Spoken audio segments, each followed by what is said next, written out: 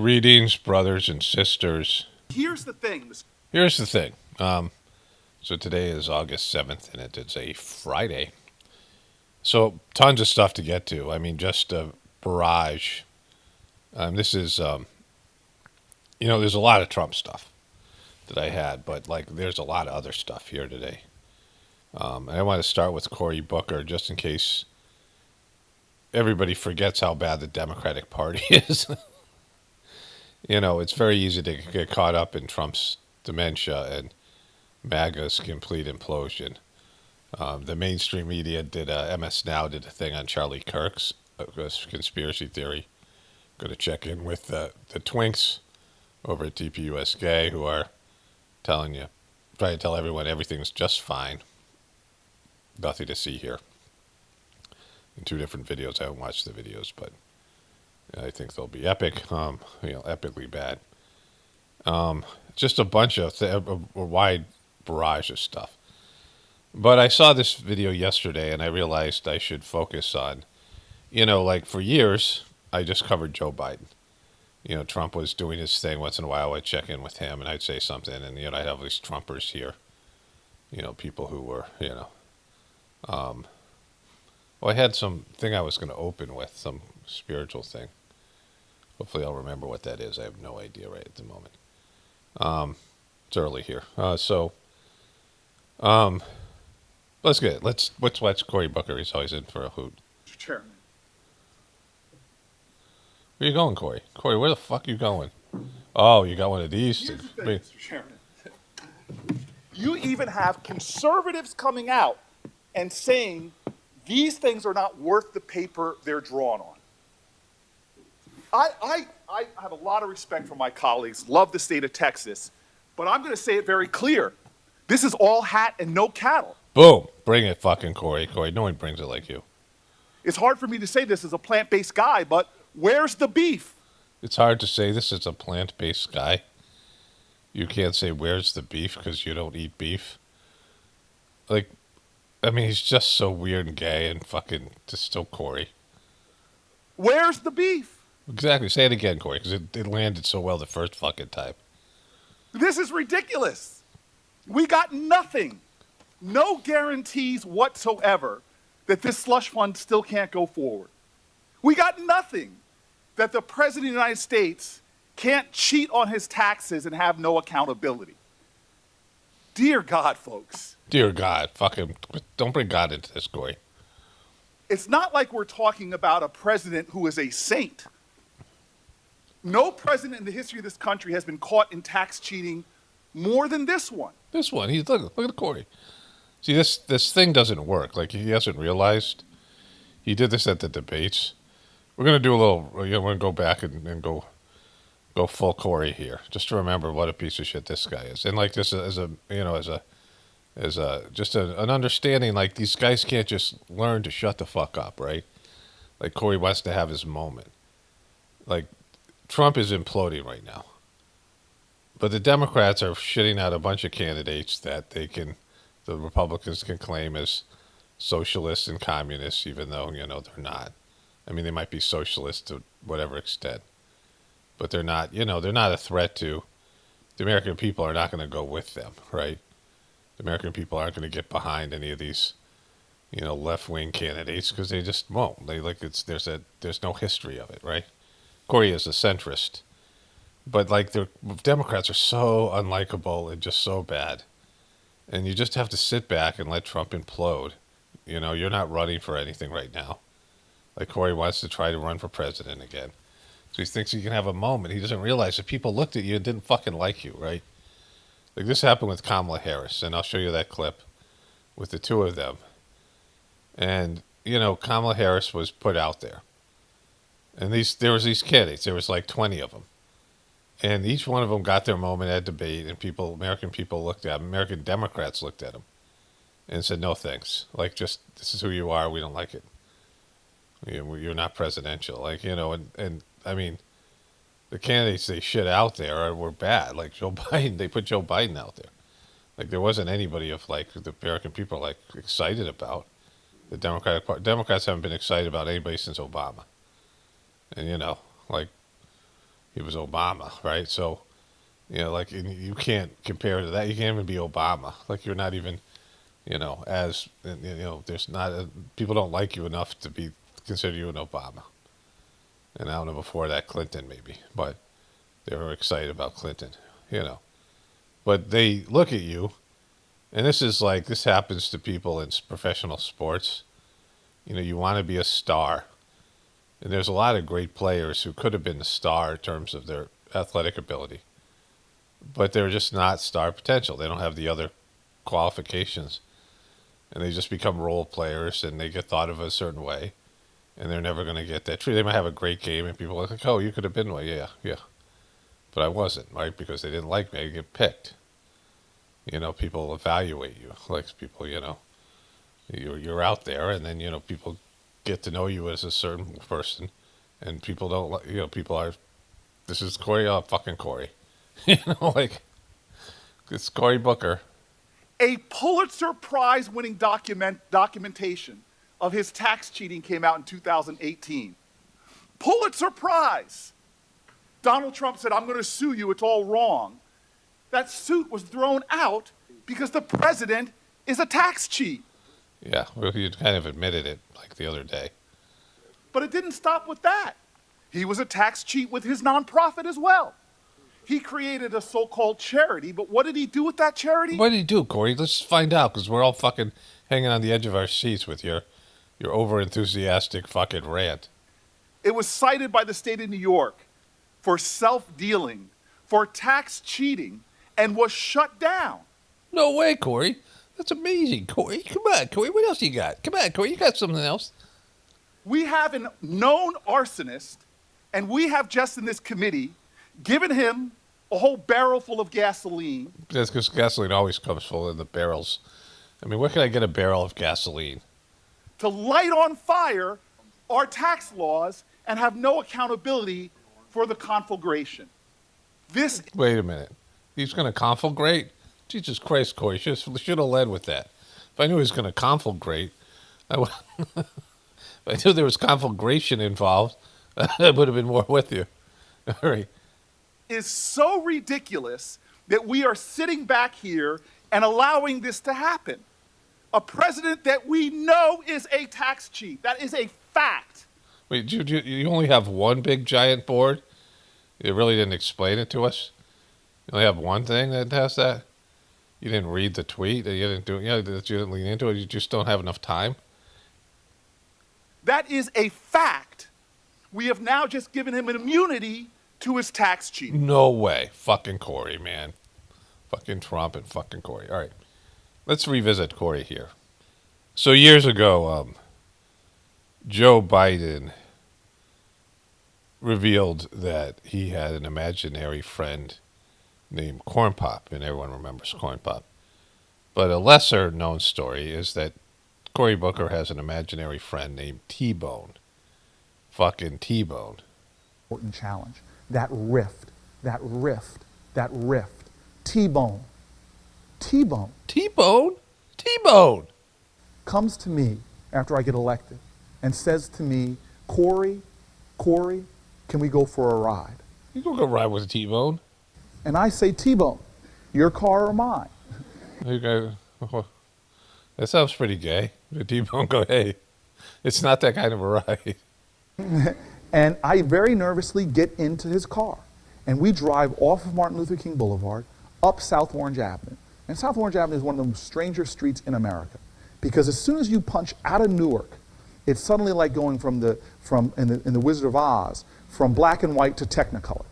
And suddenly there's these huge homes. In fact, children from Newark's parents who live just maybe 100 yards away, sometimes they'll use false addresses in South Orange or Montclair to sneak their children into the better schools. And those towns have people that follow around these minority children to see where they're going home. And then we'll remove them, send them back to Newark schools, and bill them for the tuition for the time that they took them there. This is a wonderful country we live in.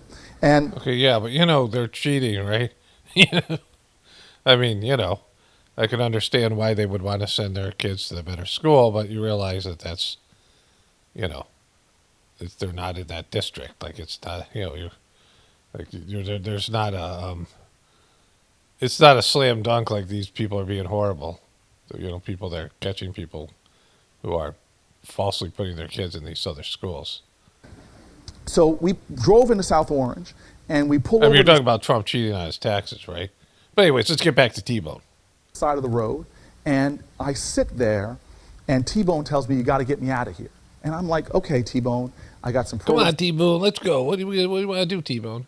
some plans. You see, we at that point had gotten the drug dealers away from the front of the building. We at that point had gotten the slumlord convicted in federal court. Miss Jones danced that day. She danced. Miss Jones was dancing. We got the local school adopted by Prudential. We now have a health center there. We got the crack house torn down. And now here's T-Bone, to me, feeling incredibly confident. You tore down the crack house? That seems like a waste of, like couldn't you just refurbish it, right? Couldn't you just get the crack out of the house? He says to me, you got to help me get out of here. And I'm like, T-Bone, I got some programs, some plans. I know some things we can do. He goes, you don't understand something. And I go, what do you mean? He goes, and he basically explains to me that he has warrants out for his arrest and that they're closing in on him. And I hadn't seen him for a few weeks. And I'm now listening to him tell me this story. And suddenly T-Bone starts telling me his story, which again is the same story for the first 12 years or so of my dad's first 12 years. My dad was like T-Bone. My dad was like I think my dad might have even been like X-Bone or something. Born to a single mother, born poor. My father used to say, I can't afford to be, when I was young, I couldn't afford to be poor. I was just Po, P-O. The other two letters, couldn't afford them yet. Boom. Look at Corey. Same thing. Him and his mother had him. Mother couldn't take care of him. My father's, my grandmother, biological grandmother, couldn't take care of my dad. They both were taken into the community. The community that absorbed T-Bone was community gang members. And T-Bone's life spiraled down from there.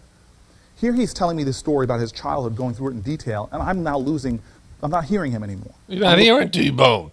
He lost it. He couldn't hear him. He's caught in his own world with his dad and his freaking story. His imaginary friend, T-Bone. Looking at my dad, a guy who's evidenced more genius than me, a guy that was controlling a business, probably making more revenue than I'll ever control in a business. And sitting there looking at each other, he's telling me the story, I'm off thinking about my dad and how that this glorious movement, the civil rights movement that began to make real on the American promise, had gotten twisted to the point that there we were sitting there, two young black men sitting there looking at each other. And I began to think to myself, you know what, this Boy, I really don't know if this thing's going to go in a sexual direction like I had hoped. guy looks like me. This guy could be my dad. And suddenly he looks at me, snapping me back to focus with the same ferocity with which he threatened my life. Same ferocity. And then he says to me, and he bursts into tears. No way. Fucking T-Bone. Had a heart of gold all along. And starts crying, this powerful, macho, young black male sobbing into my dashboard. And then Barbara Jordan came back to me. Because the rest What happened with Barbara Jordan? Where's she coming to all this? of the quote there is simple. She says, we live in a distraught present. Though we've had the courage to deplore it, we've failed to heal the rift that exists between the middle-class black lawyer and the urban dweller. That rift between me and T-Bone was inches. We sat there, but I felt so alienated How many inches? that there was a gulf as wide as the Grand Canyon between us, and I could not reach out to save this young man. We drove back down to Brick Towers. He got out of the car, and I've never seen him again since that day. Boom. T-Bone fucking God. Is he swimming with the fishes? I don't think you ever saw him in real life either because he's a fucking imaginary. Maybe you might have seen him. Pictured in your mind. You and T-Bone. So that was weird as shit, right? Cory Booker making up his own corn pop. And so that came out, right? But he was never a serious candidate. But then he was debating Joe Biden. See, people don't understand how they project and other people see them, right? People don't get it. This I know this from my ex. I know this from Erica Kirk, and I've seen other people like this in my personal life, and then of course famous people and politicians. And there's people who come in with a lot of energy, but the crowd doesn't go with them. The crowd doesn't connect with them, and they think they don't know what they're doing wrong. because they come in with a lot of energy and excitement, enthusiasm. Kamala Harris did this, which we'll see in a moment. They come in and the people just don't resonate with them. They just don't. They think they're doing everything right. Some people train for years to do stand-up comedy, and people just don't go with them, right? People just they're like repelled by you, and you don't know why. Like, you have no idea how people see you. I remember I started a counseling business. Like, I had this spiritual epiphany, like what's called a shruti in the Sashmarga, ancient Indian tradition, where you get a program download. It's what Pockets of the Future came out of. Pockets of the Future was phase 2. And I was starting this counseling business, and I went to these various, they have, I don't know what you call them. They're like wellness kind of fairs, wellness. I don't know what it is. Like, you set up a booth in tents. I gave it like a speech that was, kind of not all that well received. And I had this stuff. I had a logo, and I had a workbook, and I had all this stuff all this stuff that came to me. And I've included a lot of this stuff in the Pockets of the Future videos, which has been much more successful. And I had this booth at this wellness fair. It's when we got our dog Lucy.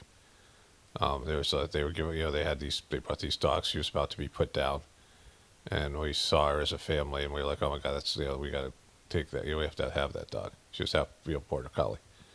And I had this booth, and I noticed, that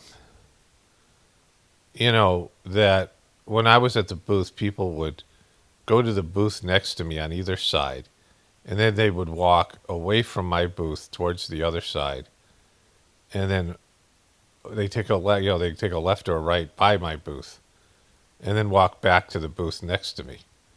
Like, they were literally walking 8 feet away from me. They were walking from booth to booth, and they not only just walked by my booth, but would walk away from me. And I'm like, I'm off. People are like, whatever it is.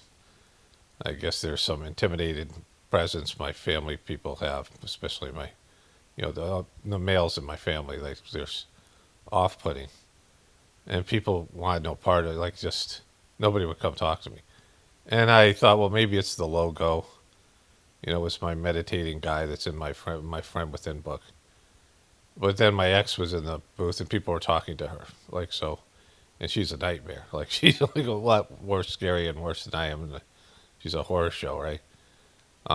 Especially now I know this. And I was like, okay, well, that's how this is going to be difficult, because, I also just don't have, I have the energy where I don't like to connect with people, right? And so it makes, I'm not very approachable. Even I put out energy, where I just don't want to connect with people, and that has effects on people when you go to do something like that. And so it was like a moment of understanding how people see me, like how other people see you.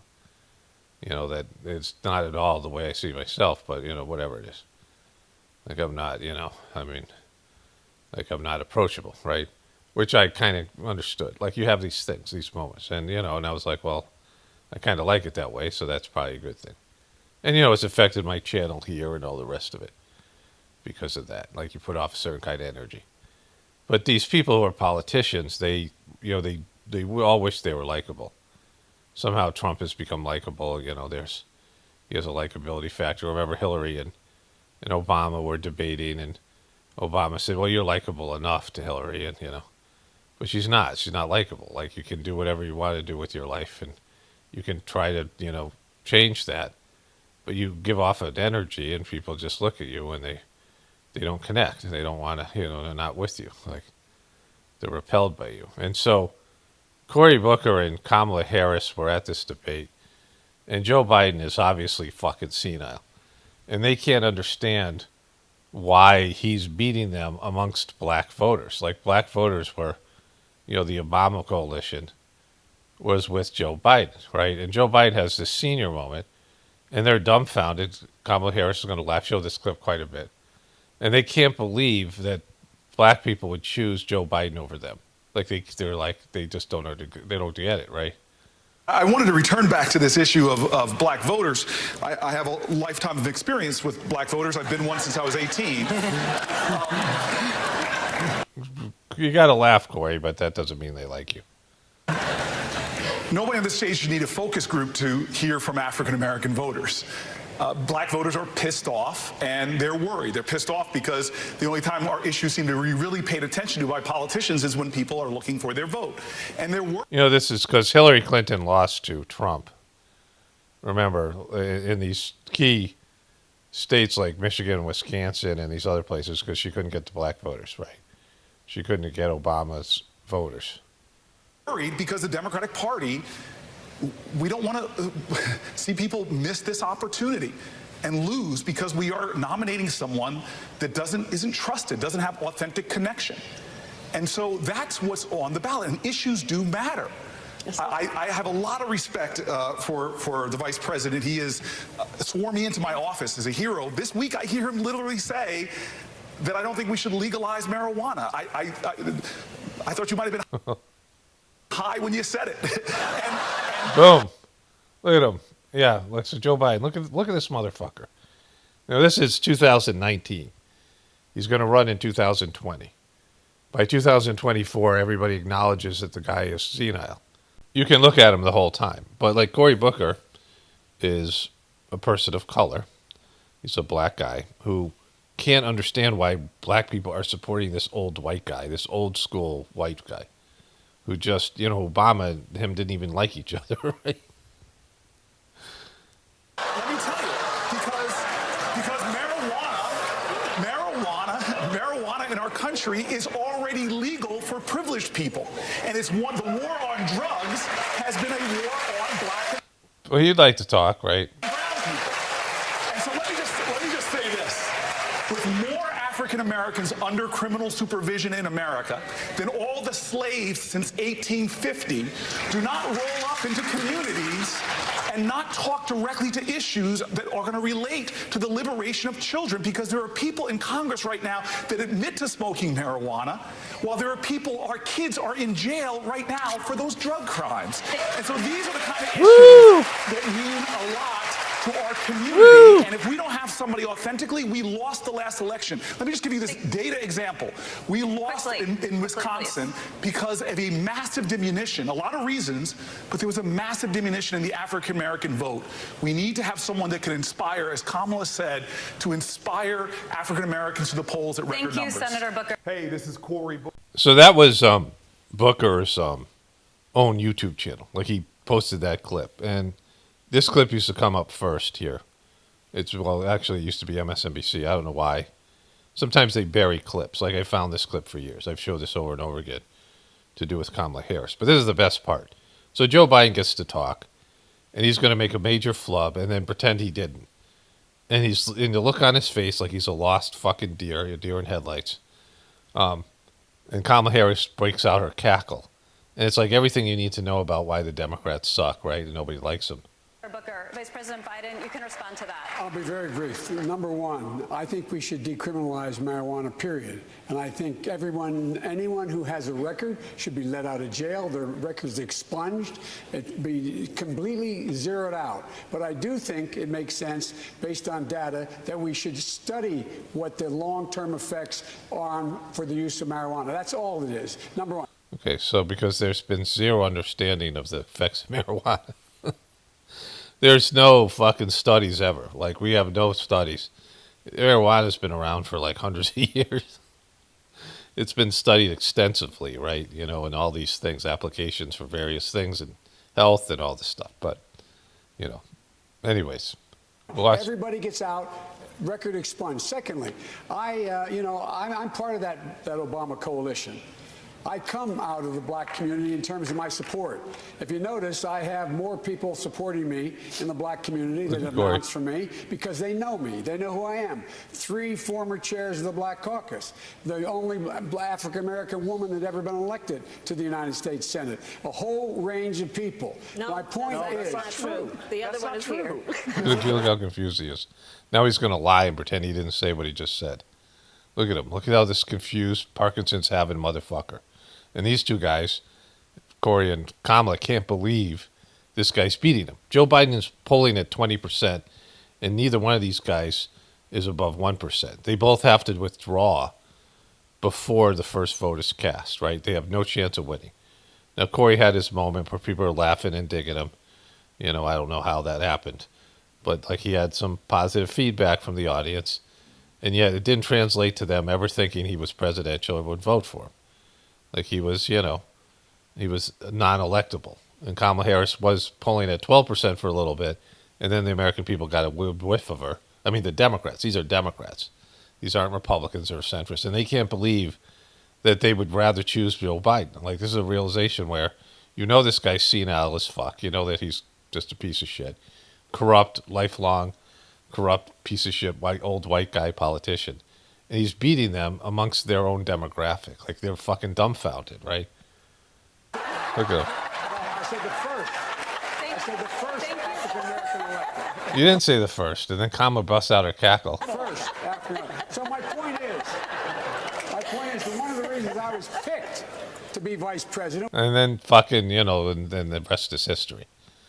But this is the Democratic fucking party. These were some of their stars. Like, there were people out there, I can't remember their fucking names.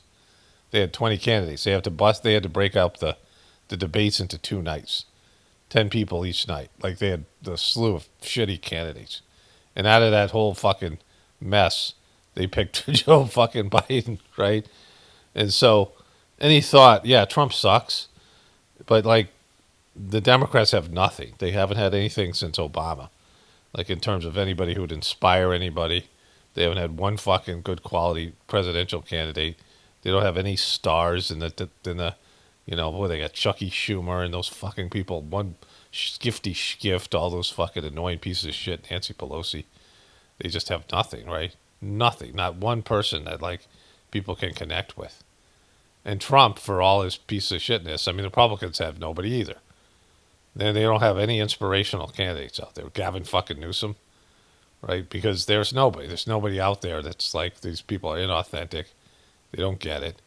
And they just, all they got is just sit back and watch Trump implode. Just keep your mouth shut. And just don't remind everybody how bad you guys suck.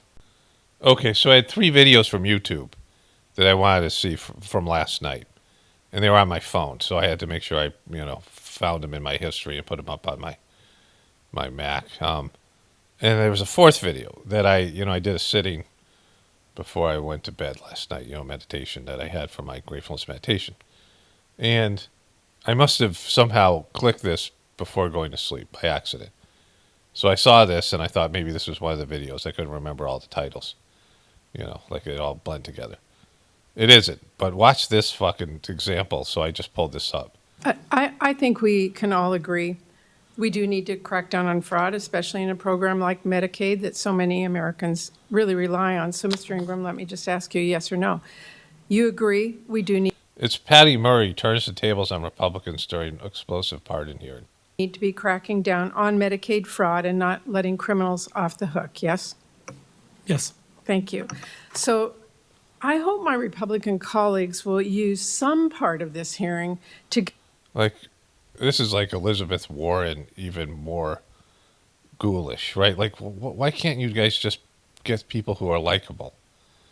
People who can identify. That's not some lady they just pulled out of the motor vehicle department.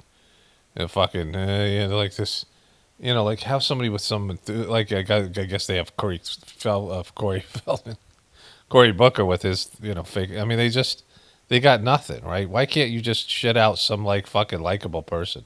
Just hire actors. You might as well, it's the same fucking thing.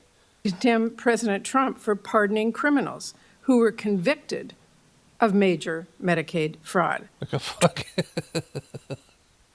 Who let this librarian into the fucking Senate, right? Trump pardoned 5 former executives from Florida who you're not going to be sincere, good politicians and good people. That ship has sailed, right? You're not going to have she could be a good policy wonk and know all the stuff and really be thoughtful and, top of her class and really smart. And, those people don't have any effect. Politics is almost 100% now about branding. like it's just grifting and branding. So it's like inspiring people or whatever. It's about clickbait and moments, having not clickbait, but viral videos and your TikTok and having moments. Like, I mean, that's all. Everything is now. There's nothing real. You're not going to change shit. There's no, the money has everything locked down. The people control the system. So just get people that will pop, right? Like people who can go out there and like you're like, holy shit, who's this fucking person? And they have almost all those. That's the kind of people the Democrats shit out constantly, right? Committed serious Medicaid fraud to the tune of tens of millions of dollars. That is pretty bad. It's pretty bad, Patty. Fucking thanks, Patty. Tens of millions of dollars. It's pretty bad. It's pretty fucking bad. Go home and fucking feed your 12 cats. Like, holy shit, right? Okay. This piece of shit. DOJ should prosecute Dr. Fauci. Well, they prosecuted Peter Navarro and they prosecuted Steve Bannon, two very decent people. Pretty decent, those guys. Fucking pretty decent. Not totally decent, but pretty decent. You're like 60% decent. Over something that essentially was never prosecuted before. And there are sort of telltale signs of similarity. And they went to jail for a number of months over something that I saw one of the analysts said they used to laugh at it in the Justice Department when something like that was referred. But like when you refer people for vandalizing a fucking national monument that you failed on and fucked up and like was molding out, like had all this algae growing into it and fucking the lining started to fall apart and come off. Instead of taking responsibility for your failure, you decide to take some grainy video like Tyler Robinson like fucking video and say this guy they were cutting the stuff. Someone went 3 football field lengths with a box cutter underwater with no video evidence of that. But there were a couple of witnesses that someone took a box cutter, stuck their arm in 2 feet of water and walked backwards for fucking 600 feet, right? Like that kind of thing when you prosecute people like for that. And then when the fucking judge throws it out because it's laughable, you blame a national icon and Janine Pinheiro. Garland prosecuted two very decent people and sent them to jail. I wasn't president. I would have given them a pardon in 2 seconds. 2 seconds I would have pardoned them. Fucking not even like. But I wasn't. It was after I left. They waited till after I left, and then they prosecuted these two people, and they ought to be ashamed of themselves. So when you see that happen, you sort of say, maybe he should. Maybe he should. Fucking yes. Jesus Christ. Like, this is everything you should know, fucking Republicans, dumb fuck Trumpers, that if they still exist. The answer is yes. Fauci should be prosecuted, but he already has a blank check pardon from Joe Biden. I mean, he's got this kind of fucking pardon that you can't. So that he should be, but there's a pardon, so he can't be. But the answer is yes, and he gave fake pardons, and you guys are all passing them out to criminals and fucking people, well-wishers, and people who donate a lot of money. You guys were corrupt as fuck. Biden pardoned everybody on his way out. And the reason you're saying maybe is because you're owned by Big Pharma, you fuck. And so you're not a person of the people, and you're Republican people. Like, the answer is yes, he should be going. He should fucking go in jail. He should lock him up and throw away the fucking key. But they're not going to do it because he's been pardoned. And if he did, their Big Pharma stuff would come out. And you have another Epstein thing. You'd have the Fauci files with all Big Pharma shit. And realize Big Pharma and the NIH are completely intertwined. And that Big Pharma pushed this whole thing and whatever they did with fucking COVID vax and the rest of it. And you get all the vax injury stuff out and it'd be a mess, right? The American government would be on the hook for, billions of dollars in lawsuits because pharmaceutical companies have vaccines you can't sue people for vaccines because, you guys are corrupt. So the answer is yes, but you can't say any of that shit because you're a lying sack of shit. It's far more serious than a lot of crimes, frankly. But they prosecuted two people when nothing like that has ever taken place. The answer isn't about Steve Bannon and fucking Navarro. It's about Fauci. Don't give a shit about those two fucking ghouls. Answer the fucking question, you senile fuck. Okay. Again with the Democrats here, this wasn't one of the 3 videos that I picked, but this was in the sidebar of the last video. So this is another example of Democrats just shitting on themselves, right? Like, Things are heating up in the WNBA right now, largely off the court, after Indiana Fever guard Sophie Cunningham voiced support for banning transgender girls and women in female sports in a recent ESPN interview. okay, so I talked about this maybe briefly with the TPUSK guys because they covered this, and I've seen this story, right? But anyways, Then doubling down. When it comes just to protecting young girls in sport and women in sport, I feel very strongly about that. Protests popped up outside her next game against the Seattle Storm, both in support and against her. Other fans wore T-shirts printed with XX and XY chromosomes on them. Cunningham and the Fever went on to win that game, but not before Seattle Storm co-owner Celeste Keaton got into it with fans who were holding signs supporting Cunningham. A day later, Keaton was suspended from going to the team's next 5 home games and fined an undisclosed amount by the league. The team apologizing to fans for the confrontation. Then at Sunday's game in Minnesota, Lynx coach Cheryl Reeve let her short do the talking.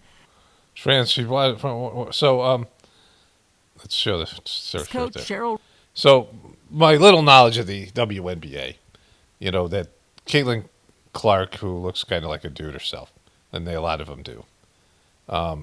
It's an inferior game, right? It's like unwatchable. It's like maybe less than boys high school basketball, like good boys high school basketball. In fact, somebody said he'd pay them some big amount of money if they could beat a boys high school basketball game somehow. Team, right?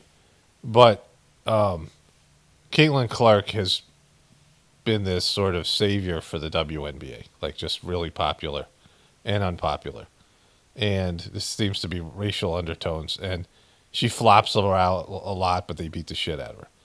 And this girl, Sophie Cunningham, did a hard foul on somebody. This was some years ago. And she became like a protector of Caitlin Clark and became sort of a darling of the WNBA. But there's a lot of jealousy and hostility, and they just can't fucking ride the wave of newfound popularity, right?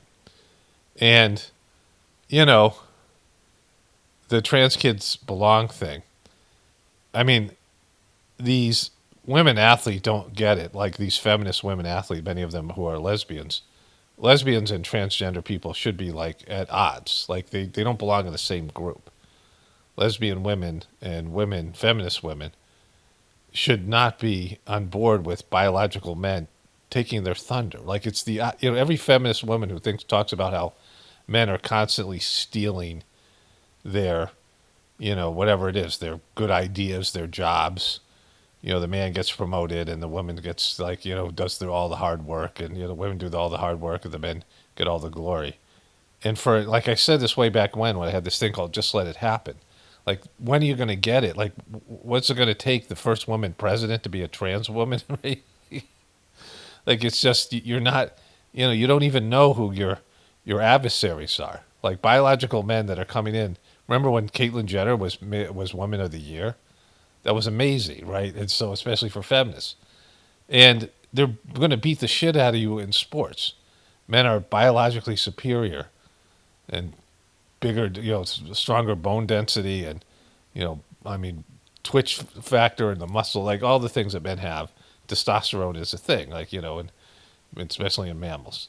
Almost all mammals, the man is the physically superior in terms of, brute force and athletic ability. And so, women have other things like endurance and the ability to have kids. Like the energies go into two different things.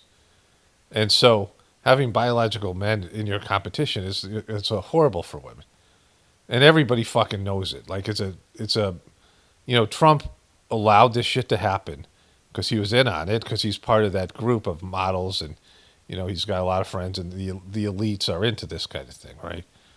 But he didn't stand up for this in 2016 or whatever it was, 2015. But yeah, let's go back a second here. Lynx coach Cheryl Reed. I want to get that thing as a 2015, right? And 16, and when he was president, like all this stuff got rolled out, and then he realized it's a winning issue in 2024, and he didn't use it with Joe Biden. And the majority of American people are against this. And you have a dying, an organization that's, a business that has never made money. It's being carried by the NBA, right? The WNBA. And you're going to fucking blow all your capital. And this is like the Democrats are going to revisit this issue. It's a dead issue. And then as soon as the Democrats take control again, they're going to push this stupid agenda. It's a fucking agenda it goes against nature. It's fucking wrong, right? You have people with psychological issues. I say it's spiritual samskaras, something from a past life. But whatever, reason it is, it's not, it's just something where people are fucked up, right? They're born believing that they're somehow trapped in the body of the wrong person. I've gone through this thing extensively. And the majority of American people do not want to accommodate that. You accommodate these people, right? Like it's over. And you just can't help yourself. You got Trump on the ropes and Republican party's imploding. MAGA is devolving, which we'll talk about in a second here. And you're still on the wrong side of these fucking issues, right? Cheryl Reed let her shirt do the talking with "Trans Kids Belong" written on it. She and Cunningham speaking on the court before the game. Keeping things civil, Reeve addressing the conversation with the press afterward. I think both of us understand that we have platforms. And, we both talked about, wanting to, more than anything, educate. It was nice. Well, not educate what? How fucking educate? Like, how are you going to educate? Everyone knows do you think people don't understand the fucking two arguments here? Like, you're going to educate people? Like, it's silly. When you really want biological men in the fucking WNBA? I mean, they already have it. That's the problem. In person, for sure. And Cunningham's teammate, superstar Caitlin Clark, played it diplomatic in response to the controversy. It's not really a discussion we really have in our locker room. But it's not preventing tons of less civil chatter online. So let's get something straight. Sophie Cunningham can make publicly transphobic comments, triple down on them, and continue to play without It's not transphobic. facing any real consequences. Of course, it's not the first time sports have... All right, so this is fucking silly. And if they consequence her, like, that'll just torpedo the fucking... I mean, they're fucked. They can't go either way with this thing because they need every possible person because they can't fill the arenas. I mean, it's just, like, silly. But this is, like, the metaphor for the Democratic Party. You got Trump down and out, and you can't stop stepping in shit, right? Okay, so there's two videos here about MAGA imploding, which, MAGA's imploding. So what are you going to do? Shut the fuck up, right? Just sit there on your hands. Don't say anything. Don't do anything. Don't remind people about the Democratic Party. Like, just pretend you're invisible, right? We have a big show tonight. We begin with the storm of problems raining on Donald Trump and the GOP with less than... There was a show called Soap, and I didn't really watch the show. It was a comedy about, like, soap operas. And I think it might have been pretty funny, but I was too young, really. My wife and I talked about it briefly. And there's a character on the show, a crazy guy, who thought he could snap his fingers. This is probably one of the few things I know about the show. Snap his fingers and become invisible. And he would snap his fingers and he'd think he was invisible, but everybody could see him, right? That's what the Democrats should do. Like, fucking... 3 months before the midterms. Tonight, Trump facing a massive polling crash, rising gas prices, an unpopular war of choice, and a MAGA revolt by some of his closest MAGA allies and voters. Look at this.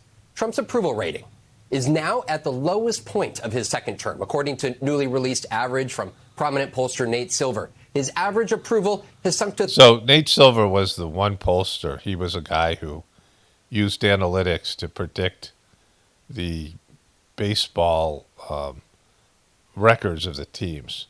Like, who would, it was like he got it to the game. Like, it was crazy good. Like, he used analytics. And then he became a political pollster. And he would take together all the polls, and he has these algorithms to find ways to get to, like, real numbers.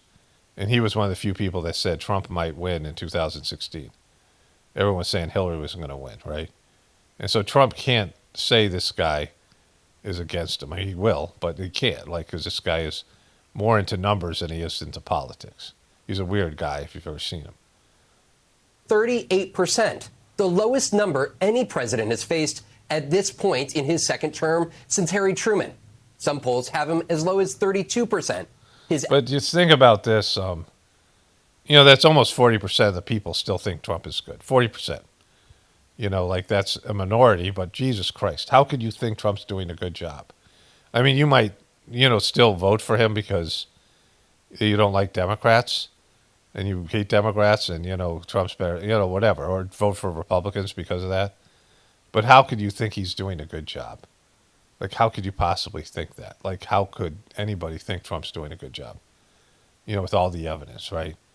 Like, just he's a mess, and like he's going full Joe Biden. And again, yeah, okay, they watch Fox News and they don't get their information, but there's leaks in the MAGA. I mean, I thought it was 20%. I thought he was down to 20% people. But I mean, 40% of the country still thinks Trump's doing a good job. Just like so many people thought Joe Biden did a good job. So that's 80% of people who, shouldn't vote. Like the 40% of people who were into Joe Biden or whatever it was, the Democrats who voted for Joe Biden, whatever, thought he did a good job. Like all those people. There's like the majority of people, like their opinions are, they don't know how to think about things. They have the inability to see the truth right into their fucking faces. Like, 80% of the people could just, people who vote, and there's people who don't even care. Like, worthless. Like, fucking, this is what I talk about all the time. 90% of the people are just worthless in terms of their ability to make decisions. They contribute to society, whatever it is. They hold a job, they have families, They might have things, but they have to discern what's going on around. That's why democracy is a joke, right? Democracy shouldn't exist because people can't fucking decide. Can't see it's so easy to see. Average disapproval sits at 58%, also the worst of his second term. I thought it was at 80%, so like... This probably won't help at all. Trump telling supporters at a rally last night, quote, "We may have to send oil prices higher amid the Iran war," implicitly taking ownership of high gas prices. And it's not just Trump, though. His own Treasury Secretary, Scott Bessent, making headlines by downplaying income inequality. Bessent rejecting the term K-shaped economy, shorthand for the income gap. Watch what he said compared to what multiple Trump voters told MS Now's Alex Tabbitt. I got sick of hearing about this K-shaped economy. You can't save now. Every dollar you have has to go to gas, groceries, bills, rent. I can say here definitively the K-shaped economy is over. You can't do anything with gas prices, and you just can't afford to breathe at this point. And we're seeing more of a C economy where the lower end of wage earners are finally calling it back, just like they did in President Trump's first term. Low class might as well, crawl in a hole because they can't afford anything. It's not just a few low class. What the fuck? Trump voters, though. Trump is also dealing with a new revolt from exiled MAGA members, led by Tucker Carlson, Marjorie Taylor Greene, and others. Look at this happy guy. Look at this happy little elf. To be considering the launch of a MAGA alternative, arguing Trump has, quote, betrayed America. Carlson also releasing a 10-point manifesto for how to rebuild the country after the president is done wrecking it, as the Daily Beast puts it. Carlson then blasting Trump on camera. So you have the President of the United States, whatever they tell you, openly threatening the use of new... All right, it's this piece of shit. Like, he copyrights me. But he's letting this shit fly at MSNBC. So fuck this guy. In a clash in which Trump pressed his Pentagon chief Pete Hegseth over America's... All right, so that's, he says stuff like we're manufacturing missiles in other countries and our munitions is fine. I mean, like, the whole thing's imploding, right? Like, fucking, and the Democrats can't get out of their way. So here's the other piece to this. So this is entitled, "He'll Kill Charlie Kirk?" from MS Now. How conspiracy theories sparked a MAGA revolt, I believe, is the last part. The Zapruder film, 26 seconds, 486 frames, silent and in color. a home movie taken by a dressmaker named Abraham. So this is their this woman, I forget her name. I have her in a meme talking about the next pandemic. Her whole job is to go after conspiracy theorists. And she works like in conjunction with MS Now. She's like regular on their shows like a pundit. And her whole thing, she has got a blog where she goes after truther shit, right? Like that's all she does. That's how fucked they are, right? Like, I mean, all of a sudden, like Epstein, they're tied on Epstein when they were repressing it and denying it the whole time. They're the ultimate late to the party motherfuckers. Like they're getting killed by the internet and they still don't get it. And I guess they can't, because if they started embracing all of these theories, then the system would implode. Like when the dumb fucks are being told the same things that right? Like they have to, the ultimate sheeple, I mean, like the ultimate dumb fucks. Zapruder on November 22nd, 1963. It captured the assassination of a president. This film wasn't shown on television until 12 years after its recording. For 2 years, he, like most Americans, believed in the official version, the Warren Commission version of what happened, but the day he first saw that 8mm Zapruder film, that amateur film that was made, that was the day he stopped believing. It triggered our most popular and enduring political conspiracy theory: that Kennedy wasn't killed by a lone gunman, but by a cast of conspirators, foreign and domestic, hiding behind a patsy. Fast forward more than 50 years to another assassination. Is this Tyler Robinson? Is this grumpy guy with the grumpy body posture? This guy, boom. This time of a Republican activist who dominated new media, arguably swayed elections, and is that what you would call him, a Republican activist? Wielded huge influence over Trump's cabinet picks. A 31-year-old who many on the right hoped would someday be president. This assassination was captured by scores of cameras from as many different angles and broadcast immediately to millions on smartphones. The Zapruder film, a grainy home video, had the power to make many Americans believe their government had orchestrated the assassination of John F. Kennedy. The videos of the killing of Charlie Kirk, live and at the speed of social media, could have even more power to splinter a political movement and maybe shatter what's left of a shared reality. Boom. She's totally against conspiracy theories. And so I don't even know what the fuck, like this is, I didn't watch this. I just saw the title. I'm like, oh shit, they're finally getting there, right? Because I've said this over and over again. As much as Erica Kirk complains about the media, other than the Daily Mail, which you really even can't call the media, nobody cares about this. It's Republican on Republican crime. And it's on the internet. It's like, they don't really talk about it in terms of Fox News embraces the official story because that's what the fuck Fox News does. And all the other outlets, they don't talk about this. I searched for it. I showed you guys the search. None of the mainstream media covers this at all. Like they talked about when Charlie, the first week, and then they disappeared. They didn't give a shit. They never said shit about Erica. They didn't go after Erica. They wouldn't, because Erica's like, she's Israel. She's the mainstream. And then CBS, which wanted to go to the right a little bit, and that, cunt they have over there running the things there, whatever, Barry Weiss. She did that weird town hall with Erica, which was weird as fuck. But that was a pro thing. That was to help, that wasn't against her. And so this is like the first time they're addressing this thing. The Deep End with Brandy Zadar and Zadrazi. Who? Killed Charlie Kirk? Question mark. Whatever you think of Charlie Kirk, campus crusader, MAGA kingmaker, hate monger, he was one of a kind. One of a kind, that Charlie. Charlie Shekels. Why did you say he was shackled up? Why not say how shackled up he was? Why not say who's the money behind him and how he turned on the people who paid the money, the pro-Israeli Zionist lobby. He got $200 million plus from them. They made him who he was, and then he started to, leak out away from their beliefs, right? And be a problem for them. Why not start with that? Because that would be like, hey, there might be something to this thing. Charlie Shekels. A teenager who talked his way into the conservative movement, and by 31 was a major voice in picking President Trump's second running mate and current vice president. J.D. Vance is the best for a lot of different reasons. He was a media giant with millions of followers and billions of views. This video that you're about to see, 1 billion people saw. Who knows what it means for the election and for the civilization? I'm Brandy Zadrozny, a senior reporter at MS Now, and I've been covering the MAGA movement for over a decade. I've watched how politicians and operators on the right embraced conspiracy theories. In that time, Conspiracy theories. They're fucking conspiracy theories.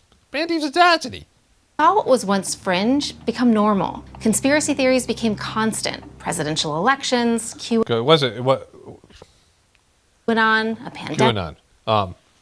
It wasn't just the right. See, they always want to make this the right. They moved Alex Jones to the right. You know, they never get to the part about people with critical thinking. Whatever, fucking, you know. And I watched as Charlie Kirk pushed those conspiracy theories into the mainstream right. Allegedly, Haitians are going around and taking people's pets and eating them. After his death, a machine powered up, one that runs on distrust, one that Kirk helped build. And it did exactly what it was designed to do. It rejected the official story. It wasn't designed to do that, right? There's people who don't believe in the you know, you have to say there's lots of people, and you would have to, you know, I mean, shit on those people if you're going to, you know, whatever it is, who don't believe in the official story. And it's crazy that people do, right? Isn't it crazy now that people believe in the official story? And most people don't. Most people don't believe in mainstream media. It's just they can't go far. Yeah, they can only go so far. But very few people trust mainstream media. And it's usually old people now. Like, it's just the young people don't even think about it like that. They can't even watch. They don't even have a reference point for watching the news, right? And people used to sit down, watch the news at dinner time, after dinner, whatever, before dinner. You know, the news would be on. And now, like in your family home, everyone has different ways of viewing content. And so, like, it's dying, literally dying audience. I'm going to go with Alex Jones here. Question is, was he the shooter? It seems like we're being spoon-fed a narrative. I now believe there is a federal level of corruption and conspiracy involved in this murder, okay? Now, a cottage industry of conspiracists say Kirk's accused killer is a patsy, suggest his widow Erica is in on a cover-up, and that our own government, or a foreign one, ordered the hit. This far-out content has It's so far out. It's so fucking far out. Like, fucking far out, man. It's far out. Like, that's what hippies used to say. Far out, right? There's a show called Laugh-In, which is a weird fucking show. It's like a hippie show. And they say shit like far out. incredibly convinced millions, unleashing waves of harassment against those who were closest to Kirk, breaking apart one of MAGA's most powerful alliances between politicians and conservative influencers. We should not say things like, they shot Charlie. Candace knows I disagree with her on this. Stop. That's it. That's all I have to say. Stop. It's also building a captive and paranoid audience on top of his grave. Where are Charlie's homies at? Why are you guys all silent? Something's not right. We don't know, but we know. And soon, we're gonna know. Listen to the music they're playing behind her. This is a story about what happens when a political movement built on conspiracy theories becomes the target of one, when what they've built comes for them. I've spent months following this story. It's taken me to the university in Utah where Kirk was shot. We're going to talk about how this is a menorah. This looks like Israeli, Hebrew lettering, and this is a fucking menorah. Are you going to talk about that? To the Charlie was killed right here in the center of it. Turning point stages where his widow is fighting to keep hold of his legacy, into the Provo courtroom where prosecutors are building the case against his alleged killer, Tyler Robinson, and into the unhinged online universe where creators are dismantling that case and selling another story, just asking the question, who actually murdered Charlie Kirk? And who shot Charlie Kirk? Who killed Charlie Kirk? You know we're getting close. Chapter 1, Charlie and Candace. Okay, this is 46 minutes long and it sucks. This is a horrible person. Brandy's a Nagni. But MS Now is going there, and like she can't, they want to foment more dissension. Like she's for somebody who's anti-conspiracy theorist, it's good for them that Candace and these people are kicking Erica Kirk's ass. Like, just let's go a little bit into this. Kirk spoke publicly about me. And we've dealt with Brandy Zadrozny before in some stories. She's very smart, a relatively fair person, but she still has that, pepper in her insults. But Candace runs on vibes, and for an audience with a very short memory and attention span, it seems to be working out. Short memory and attention span. Happy 6 million subscribers. We did it. I'm so proud. Now, how she became the fastest growing right-wing podcaster in America, it's a story worth telling because... Okay, it's just impossible to listen to. They want to like be vague about this. Like mostly this woman is always talking about, like, especially what she do with the vaccines. She came out more aggressive about the other stuff, but she's an anti-conspiracy theorist person on fucking MS Now, and she presents the information. You can see by the way they've cut this documentary in a more internet-friendly way, right? These are these hired shills, But the fact of the matter is, like, they're never going to be able to say that the official story isn't true. Like, that's just not what MS Now does, because they can't fucking do it. They're not allowed to do that, right? Anyways, let's move on. Brandy Zadrozny has not said what religion she is, but she is an investigative reporter for NBC News who covers misinformation, extremism, and the internet. In her reporting, she's frequently tracked and exposed anti-Semitism, white supremacy, and online hate groups. So she, she's one of those. She's one of those, right? So let's move on here. Okay, let me switch over to voiceover. Then we're going to get back, and I have all these Twitter things to get to, and a couple things from the two twinks over there in TPUSK. One of them's about they're going to dispel blackpilling of the right-wing stuff, right? Whatever it is. This idea that there's no future, which there isn't. And I had this thing, I think it was I meditated last night. I had this, like, what I thought was some profound stuff that I was going to share at the beginning of the video, and hopefully, I have no idea what even subject it is. So, like, I'll, sometimes it'll come back around. And, inevitably, maybe not today, it will come back around. But let's start with this thing. Brandy's Zadrozny and her bullshit stuff. So, the MSNBC and NBC News has Brandy Zadrozny, and CNN had Brian Stelza and Donny O'Sullivan from Ireland. And their specific role was to go after the truther movement, conspiracy theorists as they would call them, and debunk them, right? And I covered this before, and, I guess I'm going to say this in maybe a different way. But, the people who run the system are definitely liars, right? Like, whatever people those people are. If you want to just say it's the president and Congress, and that's as high as it goes, and then the people who run mainstream media and Hollywood, Hollywood itself is a deception, right? But people lie. And people conspire. There's words for lying, because it's a thing people do, right? And there's a word for conspiring, which is something that people do, right? People conspire and people lie. I just looked it up, and it's 65 of adults don't believe in the official story of the assassination of JFK. And public skepticism has remained high for decades, with its peak of 81% doubting the official story in 1970. And the reason why it's gone down is because a lot of young people just don't care or don't know anything about it, right? Like, there's, most of the adults. So when you're talking in 1971, it's 1970s, which is, about 10 years after his assassination, 80% of people didn't believe in the official story. And so the official story is bullshit, right? Like, to whatever extent. And so they killed a president and then covered it up. Like, the government and the powers that be covered it up. I think most people can understand that and believe that. So if they killed a president and covered it up, there had to be a lot of nefarious, this is a president. This is an anti-democratic move. Like, he's a democratically elected person. And they had this lone gunman story. And now, almost nobody believes the official story. I mean, the people who believe the official story don't even know what it is. It's young people, right? Only 20% of people in the 70s believed in the official story. And, that's a fucking high number. You can't get 80% of Americans to agree on anything. And so they knew it was bullshit.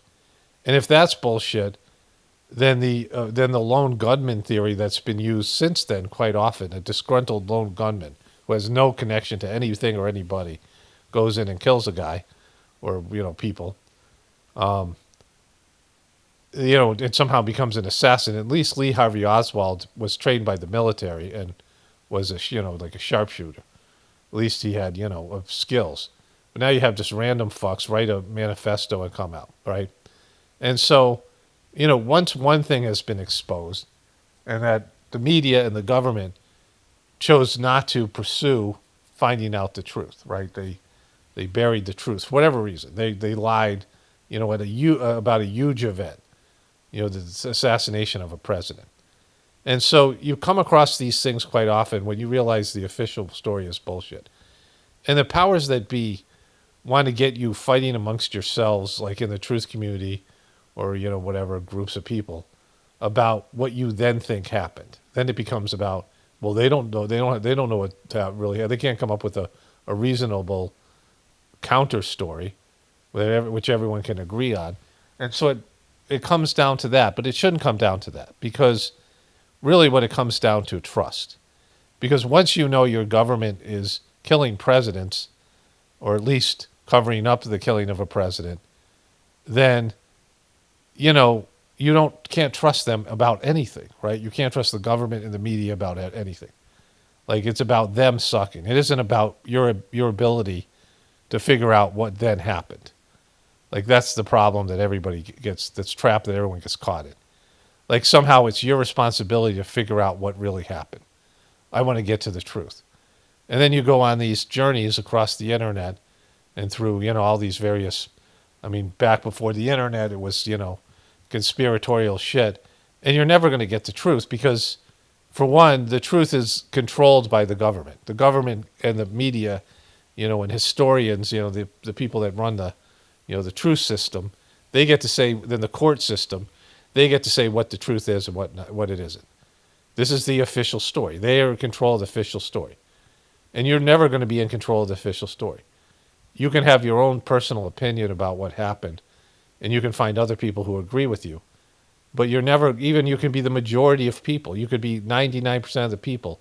The government still gets to say what the official story is, right?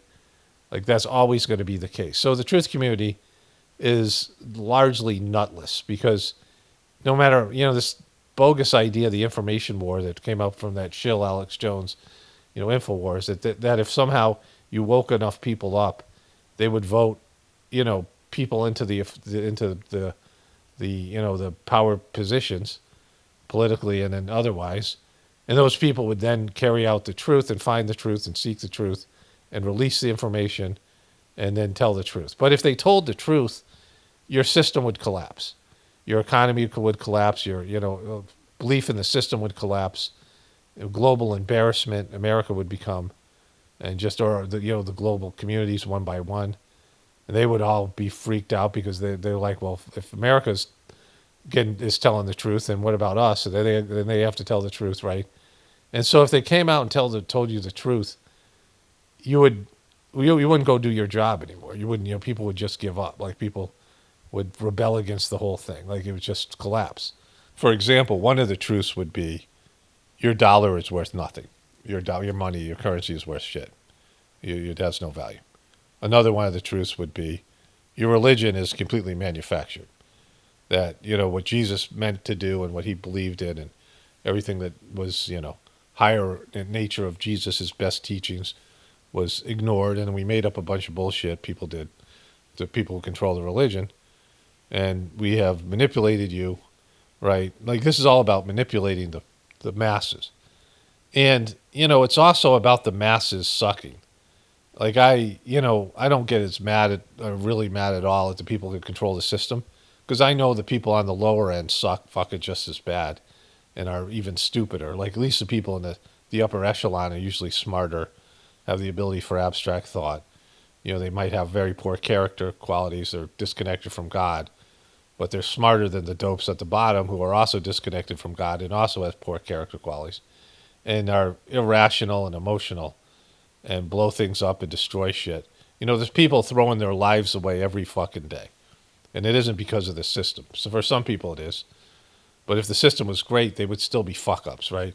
They would still be losers and, self-sabotaging, self-hating, just negative and all these things. I mean, it's made worse by the system, no doubt about it.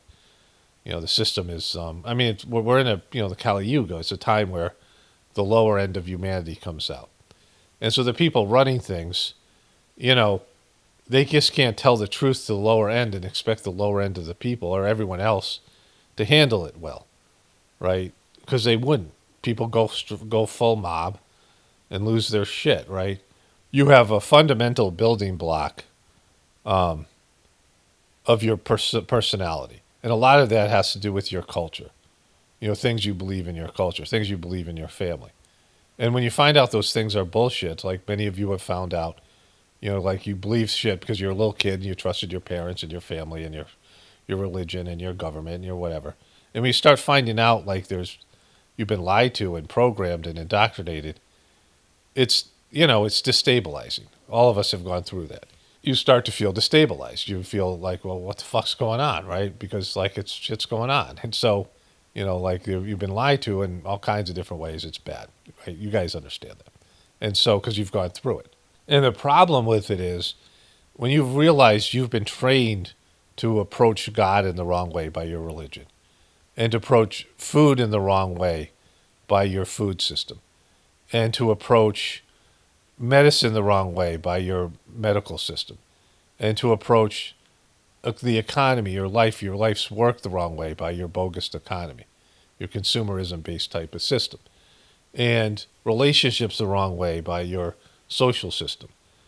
Each part of your training is wrong and unnatural, and it goes away from what, the essential part of you, that your soul and your soul's path, but also, what human beings were designed to be like in their higher nature. It's designed to bring you down to a lower nature and make you fucking crazy.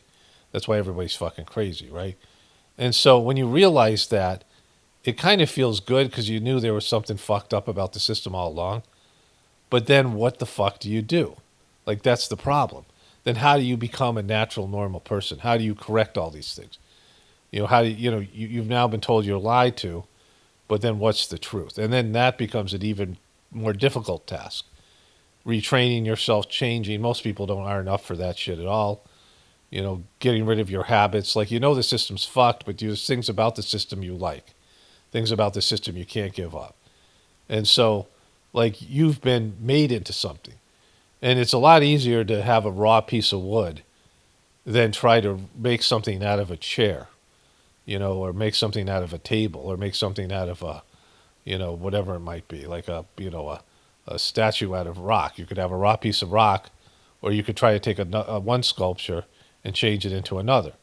It's a lot easier to get a fresh tattoo than it is to take a tattoo you've already gotten and try to change into something else. You got somebody's name tattooed on your arm because you thought you were going to be with them forever. It turns out forever was only 3 months. And now you hate that bitch. I'm looking at you, Pete Davidson, right? So, and then you want to change that shit, right? And so our role largely, and I'm not telling people, not to pursue the truth. I mean, I'm not telling people anything, but our role, which is, a big role, is just to admit that our system's full of lying pieces of shit and just everybody's lying, the system's a lie, and, it's illusionary. And, and that's enough, right? And all these people who are out there trying to make conspiracy theorists the problem are doing that because that is a threat to the system, which is collapsing anyway, right? And so at least enough information is there for the next generation, and to where at some point, and you can make some inroads at changing. You can change your lifestyle enough, and go to maybe alternative medicine. And again, I'm not suggesting anything. Find a spiritual practice where you really connect to God. I mean, that's the best thing you could do. That's why I always talk about Sajmarg, the Gratefulness meditation, as a pinnacle of the revolution of the American person, where you get your information directly from the source, and through God and your relationship with God, you can change and evolve and become what you were meant to become. Like, that's the only relationship, that's the only pursuit that has any real sustaining merit, and should be the basis of our society. Everyone have a relationship with God and asking God's permission to do everything. To where you're getting God to sign off at any decision, and that would reverse all the shit that's happened. But that that's not for everybody right away, and people can start doing it, but there'd be future generations that would grow up without all the weight of the indoctrination, and they would have truthful things to pursue. They would need to figure out the truth. We just got to figure out, hey, we've been lied to about everything. Like, that's it. And so, nobody can really deny that. Nobody can deny. I mean, very seldomly you find somebody who will say the government always tells the truth, right? So, like, if you are a Democrat and you think that Trump has conspired and he's done all these conspiracies, and that Trump has, is the evil and you need to just take him out, well, everybody knows that you can't beat cheaters, right? So, like Lance Armstrong and all these guys who were doping in the Tour de France. Now, they knew years ago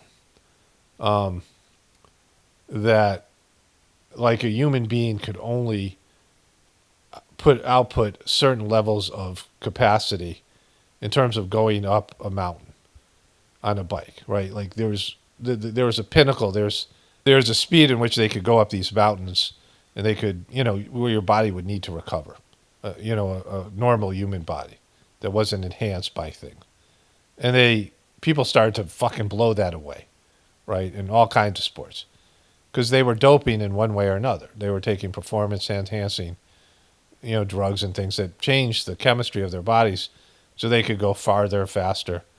And they knew it. So they knew people were cheating. So then it was a matter of just catching them. And if you were a person who wasn't doping, you had no chance. The same in the NFL. You remember the steroid use when those guys were hitting fucking home runs? And Barry Bonds, who was an incredible baseball player. I'm not a baseball fan, but he was like, maybe the best baseball player ever in terms of his capacity to hit. And he saw these guys getting all this attention who were not as good as him because they were fucking roiding the fuck out, Mark McGwire and Sammy Sosa and all these other people. And they were hitting crazy amounts of home runs. And then Barry Bonds came along and started to dope, and his face got fucking huge. His face got fat, and he was hitting he hit a crazy amount of home runs, and everyone's going to remember him as a cheater, but he had no fucking choice. I don't know if he's a good guy or not. But if he had no choice, because you can't compete with pitchers who are on steroids and other hitters, who are on steroids. You can't win. Like, you can't win when other people are cheating. And so if one side goes dark and goes to the dark side, the one Republican or one Democratic side, how is the other side ever going to win, right? Well, they both have to be corrupt. It just follows simple logic.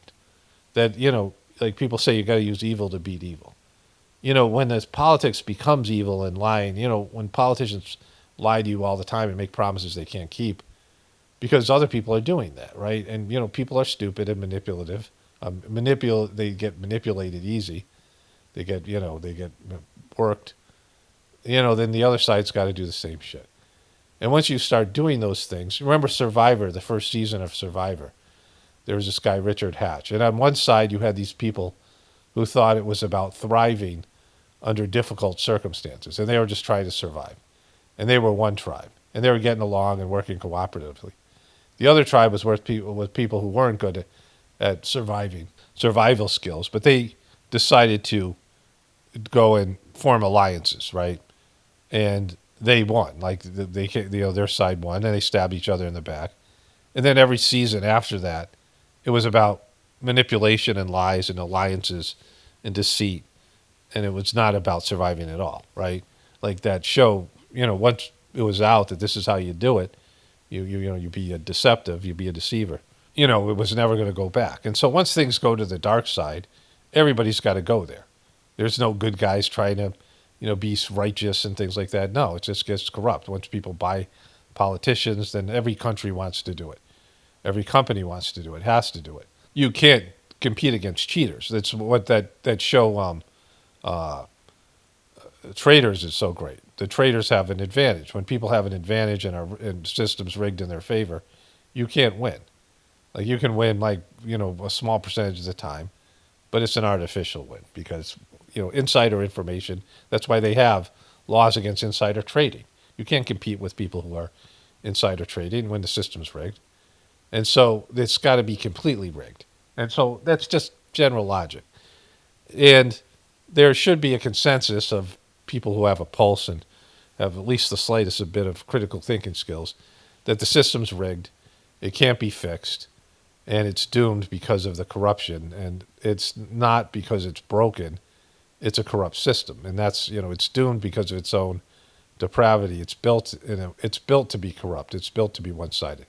Economically, politically, your medical system, your food system, it's all, built to make certain people rich and other people to suffer for them, right? A slave-based system where there's the haves and the have-nots and the people who, who are exploiting their brothers and sisters and nature and the world so they can have lavish lifestyle, and they're all fucking fucked in the head, mentally ill and unhappy as they glom their resources and contaminate the planet. And there's all these people who, complain about it, but they would do the exact same thing if they were in that position because they are, warped and corrupted. And so that human beings are failing right now. Like that should be just, understanding that. It's not even about being black-pilled. It's admitting that our system is evil and demonic and goes against the will of God, it goes against the natural order of things, and that, it's got to collapse. Like that's got to go. Like just accepting that. And it doesn't have to be the majority of people.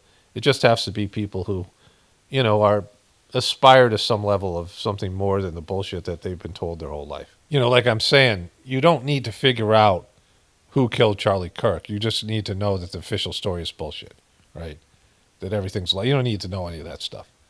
Who gives a fuck? Like no one cares about Charlie Kirk. Even the people around him, because there's his employees and the people in his own organization more than anybody else. Candace Owens doesn't give a shit about him, right? None of these people do.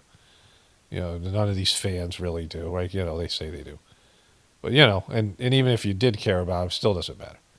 You don't need to know the truth. Like, you want to know the truth. But what you need to know is that you're being lied to, because that means you can't trust the TPUSK, you can't trust the mainstream media, you can't trust Donald Trump, you can't trust the politicians. You just need to know that they're lying to you and that they're not worth listening to.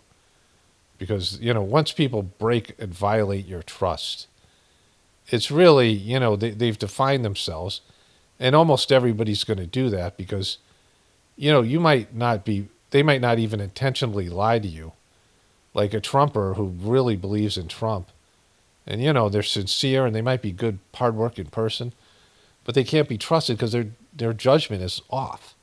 Like you can't trust people. Like, you can't trust somebody to do a good job if you can't trust their judgment.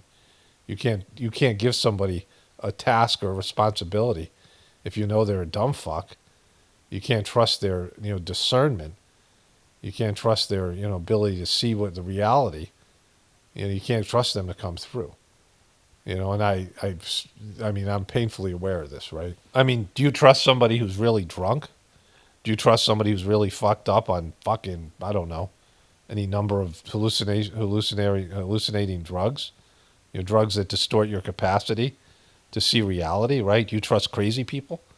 You trust people who are crazy? No, you can't. You can't trust them. You leave your fucking baby with them? Would you leave your baby with a drunk person, right? Would you get behind, would you sit in the passenger seat when a drunk fucking person's driving, right? I mean, people do that shit because they're drunk too and they're fucked up. But you really wouldn't, right? Would you allow a drunk person to drive your kid's school bus? Would you allow a person who is senile? I used to say this about Joe Biden, and now I can say about Trump. Ask a Joe Biden person, would they let Joe Biden drive their kids to school in a school bus? then why would you give that fuck the nuclear codes? Same thing with Trump, right? So crazy, drunken, like fucking stupid, distorted people who don't have the ability to see the truth can't be trusted. Will you listen to those people? Will you take advice from them? Would you follow them, right? When you know that they lie to you, or they lie to themselves, they've distorted reality, and you can see more and more that people distort reality, and you see how they do it. And in the truth community, you listen to people like you think that they have the ability to discern, and then Trump's fake assassination attempt comes up by, and they're like, "Oh no, it's real." What? What are you fucking talking about? If it's Joe Biden, you would say it's fake. Yeah, but it's Trump. We're into Trump, whatever it is. And so, like, you can't trust those people. You're going to listen to those people tell you, about the truth. Again, they can tell you about the lies. We can all agree about the lies. We know we're being lied to. So that's about all you can do. That's where we're right now.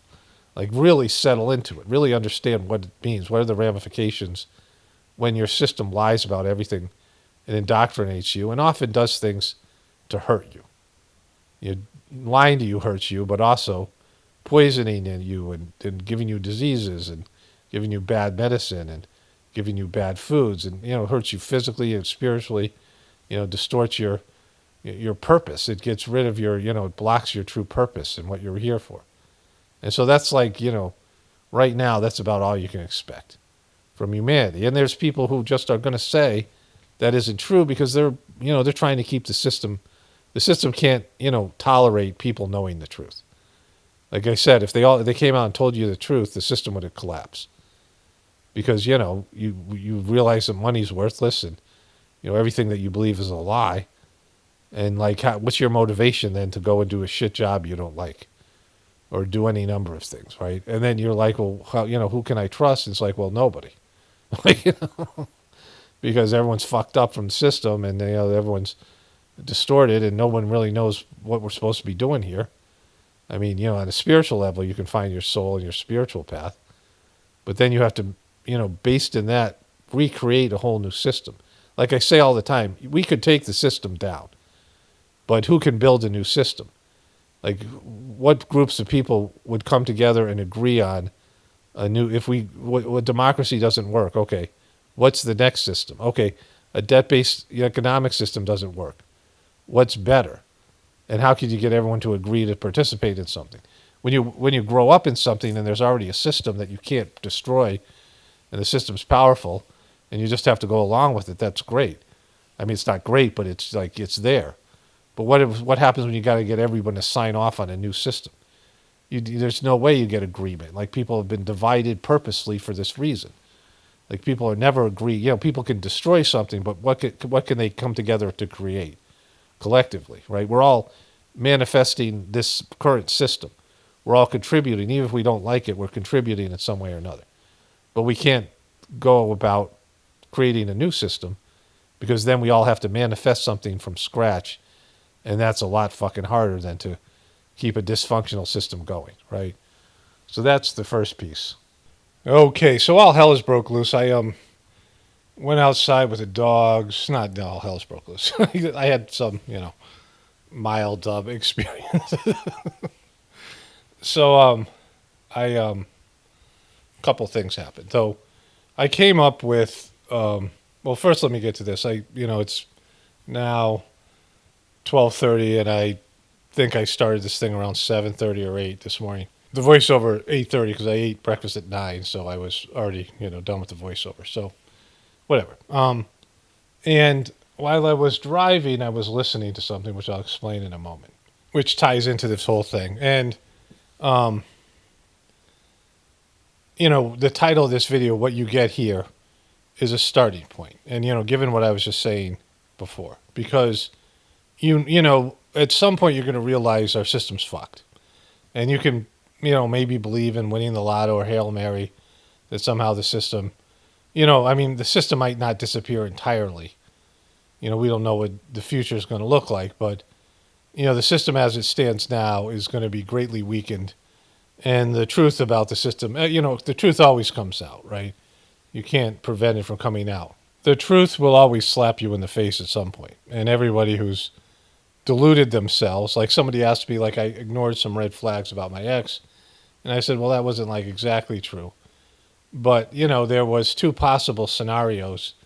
You know, my ex had a spiritual side, and she was smart and, whatever. There's some other thing I want to add to that. That's what I wanted to talk about. And I think I'll do that maybe at the end of this video if I remember to do that. Hopefully I will.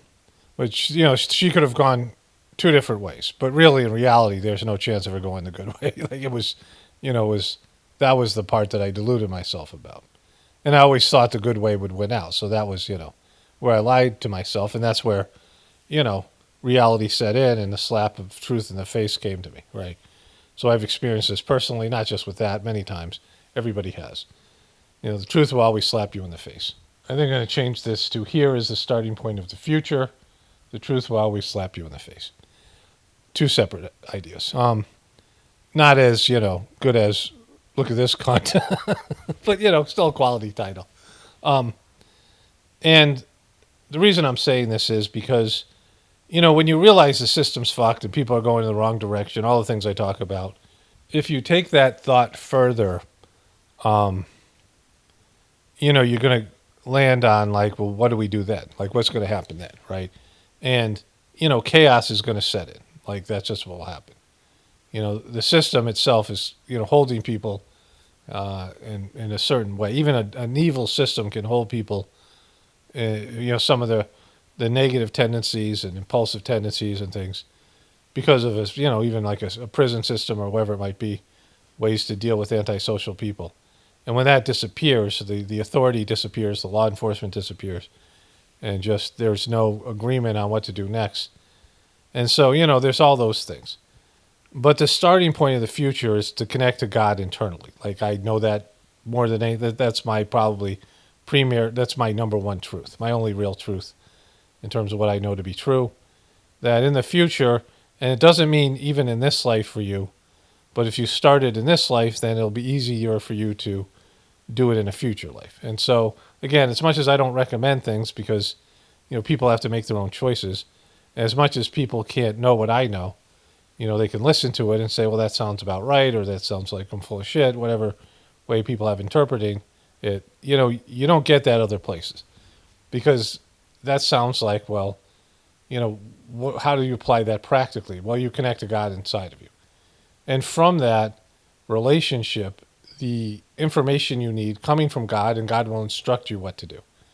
Then you have to submit to your soul and the divinity within you, and God will tell you what to do and tell everyone else what to do. And from that, that starting point, you can build a society based in God's will. And you can't do it through some bullshit Bible or some bullshit religion. You have to connect with God directly. Those religions suck and they're full of shit and they're anti-God and they don't represent God. They have nothing to do with God other than blocking you from God and deluding you about God. And it can't be some bullshit religion. It has to be some legitimate spiritual practice like the one that the best one, the Sajmarg method, where there's transmission and cleaning, which enhances the connection, and sincerity on your part. And, a clarity of thought and mind and heart to where you can actually receive the answer back and your ego won't say, this is what God really meant by that. Or, your ego speaks for God. Like it has to be from God. It can't be some bullshit, I'm talking to God, but it really is your ego, right? So, I say that all the time, but it's a profound thing because the system of the ego is going to be destroyed. And then you need a system of the soul, right? A system that's based in egoism is going to be replaced by a system that is based in your soul and everyone's collective souls and the will of God. And so, like, that's, really important, and it's just going to fall on deaf ears, so fuck it. Let's move on to the other parts of the story. So, I've lost significant weight. I wear basically my pajamas. I get these, what they call PJama type shorts. They're like, almost like gym shorts. I've made out of bamboo, which, I'm not completely keen about. My wife found out there's chemicals used to soften the bamboo, which sucks. I haven't had any adverse effects, but I would like to move towards maybe cotton or organic cotton. But they're really soft shorts. And I, wear them, I don't know what you call it, without underwear. This is what I wear, and a relaxed T-shirt, and I'll wear the same thing going to sleep. So I wear that all day. And when I go out, I have sweatpants in the winter and khaki shorts that I wear. If like when it's for most of the year, I probably wear the khaki shorts more than I wear the sweatpants, or maybe 6 months. Who gives a shit? It's weird, minor detail. But I've lost over 30 pounds, or under 30 pounds someday. It depends on what I weigh myself, but 30 pounds. And my shorts, I had bought some that fit me better. I went from an extra, extra large to a large on these shorts. And the ones that don't fit me anymore, there's a drawstring, but if I put my phone in my pocket, it's just shorts are, it's just they can't, they're sliding down. It's uncomfortable. Like there's an elastic waistband, but the shorts are, my stomach is so much smaller than it was before. It doesn't take. Plus the shorts are probably, they're a little bit older. They've been washed a bunch of times, so they're whatever. So I had to order some of those. But then I realized my khaki shorts, I've noticed this. And, then I have my wallet, my phones and keys, and I have a belt. And there's, I've lost so much weight around my waist that they're really uncomfortable. Like it's just the belt has to be too tight to keep them up. Like with a shirt, you have the shirt lays on your shoulders. So you can have baggy clothes with your shirts, but with shorts and, whatever else. So anyways, I thought I would go to Caballo's where I got these fucking things. And I probably got them 3-4 years ago. And I'm like, well, it's the end of summer, so everything will be on sale, which I always like, right? Clearance stuff. And I'm like, I better go soon because it's already August and, school's starting around here. And, they're starting to push fall and winter shit. So I was like, all right, I'll go today. When I realized this yesterday. And, I don't go out shopping. I don't interact with people. I don't have normal, days. And while I'm driving over there, I was going to listen to that lady, whatever her name is, that anti-conspiracy theorist person. I was going to listen to the rest of that. It's 40 minutes long, just to see if there's something worth me mocking, then tomorrow or whatever. But this other thing came up with this guy, Pablo Torre, is it? Pablo Torre. And he has, he's the guy who busted the Kawhi Leonard, Kawhi Leonard and aspiration. So Kawhi Leonard, they have a very strict, salary cap in the NBA. And I'm going to just do a brief, you probably already kind of know about this, I've talked about before. And it's interesting because of what I was talking about earlier. And Steve Ballmer, who's the richest owner in pro sports, I think he's worth $20 billion or more. He bought the LA Clippers and he's real enthusiastic. He dances and they show him on the sidelines when his team's doing well. He's very, he punches the air and he kicks out and he spazzes out. If you've seen him dance, like with Bill, there's a video of him dancing with Bill Gates and these other people, and he dances wild. He's a very enthusiastic person. And he bought the Clippers, and he wanted to get a star who was Kawhi Leonard. Kawhi Leonard was an excellent basketball player, still is, but he's had injuries. But he's an introvert, and I kind of like Kawhi Leonard. He shit on Gatorade one time, saying that's crappy for kids. But he has a cousin or an uncle who represents him, and he was very demanding. He was traded out of San Antonio, and went around and went to Toronto. He was going to re-sign with them, but they wouldn't meet his demands. And Steve Ballmer found a way to circumvent the cap, and pay him more than he was supposed to. There's a maximum salary for a player who has whatever credentials that Kawhi Leonard had. And Steve Ballmer found a way through this company called Aspiration, which was a company that was like a donation company that planted trees. It was kind of like some kind of nonprofit. And they paid Kawhi Leonard to be a spokesperson, never announced that Kawhi Leonard was a spokesperson, Kawhi Leonard never did anything for them. Kawhi Leonard is really, people think he's boring, highly introverted, and he won't do anything. Like when people, whatever companies sponsor him, he doesn't do anything. He doesn't do anything to promote their business. Like he's the worst person to be a sponsor. He's not a good personality. He's not got a big following on social media. He's a private person. And they paid him a shit ton of money to do nothing. And that came out. And he was traded back to the Toronto Raptors this summer. And they were supposed to announce they're supposed to announce the findings of the NBA was investigating it. And it's very problematic because, this is where we're getting into this idea of conspiracy and truth. Everybody likes Steve Ballmer. He's really important. And they already had a scandal with that guy, the guy who was racist and he said derogatory things about Magic Johnson, racial things. Donald T. Sterling. He was dating this Puerto Rican girl who he didn't want her hanging out with black guys because it would look bad to his Jewish friends, even though they were really dating because the guy couldn't perform sexually anymore. And his wife was very upset by this, and she ended up taking over. It was a whole fucking thing. They made a TV show about it called Clipped. Kind of interesting show. And so it was a big scandal, and they just kicked Steve Ballmer out of the NBA because of it. And then this guy, Darnell Sterling, they kicked him out, and Steve Ballmer came in. And everybody liked him, and he just built this amazing dome, this stadium. He's got so much money, and he's good for the league. And they don't want to discipline him. The NBA doesn't want to discipline him, but he's caught dead to rights. And this guy, Pablo Torre, who was on CNN the other day, I pointed him out. He is very much I was listening to his show, and he's got another guy with him. The other guy's sort of a comedian, yes man, and whatever it is. And they put on a good show, but it's very much like Candace Owens. And he's very much celebrating himself and breaking the story. And so on top of Aspiration, Steve Ballmer put in this video screen. Aspiration was going out of business, and they eventually went out of business. And that's when Steve Ballmer bailed them out. And, while he's putting up this video screen and this guy goes through these various levels of the story, Pablo Torre does.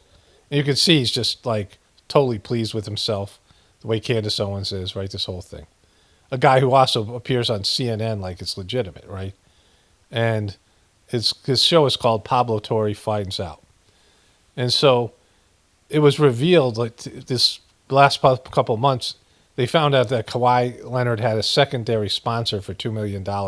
He got $2 million for the company that put in this amazing screen and scoreboard in this, this incredible building, this stadium that Steve Ballmer built. And he got the same kind of deal where he didn't have to do anything. No, they never announced it publicly. And when asked about it, nobody had any comment about it, right? They're denying it, and it's very clear. And there's ties between this company, and they hired a PR firm to answer questions. The whole thing. Pablo Torre goes through it, right? And so that's why the NBA they were about to publish their findings when they knew the second story was coming out. And it makes it, it's really bad. And, he puts the video out very much like a truther would, very like in the Candace Owens type of style, this kind of thing. But like Candace Owens in a different way, where Candace Owens only, covers the conspiracies that she believes in, like the ones that, that she's ready for and her audience are ready for, which is a big thing. This guy goes on CNN and talks about things like, he's into Donald Trump and doing an investigation on him and being a part of that CNN squad, but not about the whole system, right? Because the reality of the thing is, it would be bad for the NBA. There's this trade between the Toronto Raptors, Kawhi Leonard's going to Toronto Raptors, and they're giving back Brandon Ingram, another player I can't remember, and Toronto's getting draft picks, and that's on hold. You have two kind of star players, top tier players that are. Brandon Ingram's not as good as Kawhi Leonard, but Kawhi Leonard's towards the end of his career. And they're on hold. No one knows what they're going to do. They're going to have to open the season on one team or another. They're going to either have to cancel the trade or, the Toronto Raptors are going to have to get extra compensation. There's going to be some kind of shit goes down just, to get that going. And, well, there's one more detail about this scoreboard. They were going out of business, this scoreboard company. They're a 59-year-old company. And they built this thing for Steve Ballmer, and their stock went up 7 times. They were contemplating going bankrupt. And so just like with Aspiration, Steve Ballmer saved both of them. Again, this is a guy who can, wipe his ass with $1 billion, right? This guy's, crazy rich. And, whatever money he gave to them so they would give it to Kawhi Leonard, these were desperate companies that were willing to do whatever. So this was what they call salary cap circumvention, right? But everyone, is not wanting this. They just want the thing to go away. Like all the other NBA teams, NBA players, ESPN, they were, it was a story for a while, but now it's like, it's going to affect the league next year. It's going to, be a blemish on the league. And then, how many other owners are doing this exact same thing? So that becomes something where, like, you have to investigate all these teams, like what happens, right? Like they're going to want to minimize it to one guy, but they don't want to piss off the richest guy in sports. Like it's a whole fucking thing, right? Where everyone knows it to be true, but doesn't really want the consequences that need to happen, right? And Kawhi Leonard, in the past, players haven't suffered, but they have to really punish him. They have to suspend him because in reality, you can't have players and their agents pushing for extra shit, illegal shit. Like he's, like this is an NBA crime. It's not a criminal situation, but it's, it's lying and deceptive. And it's just, it's a fucking bad look for, all these young people talk about ethical basketball and ethical hunting, and whatever it might be. Like, this idea of ethics coming back into it. It's a big word for young people who aren't being trained religiously and ethically, but are kind of aware of the shit, the crap, the slime that exists in our culture. But all the people involved who are sort of pushing back against the consequences that should come, that have to come, this is kind of like a metaphor for what's happening with our system. Like everyone knows we're fucked. Everyone knows we've been doing bad shit.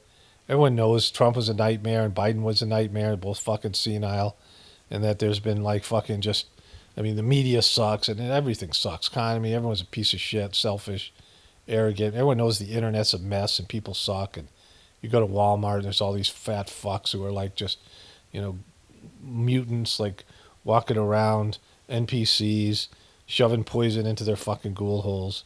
Like the system's a fucking mess and people are a mess.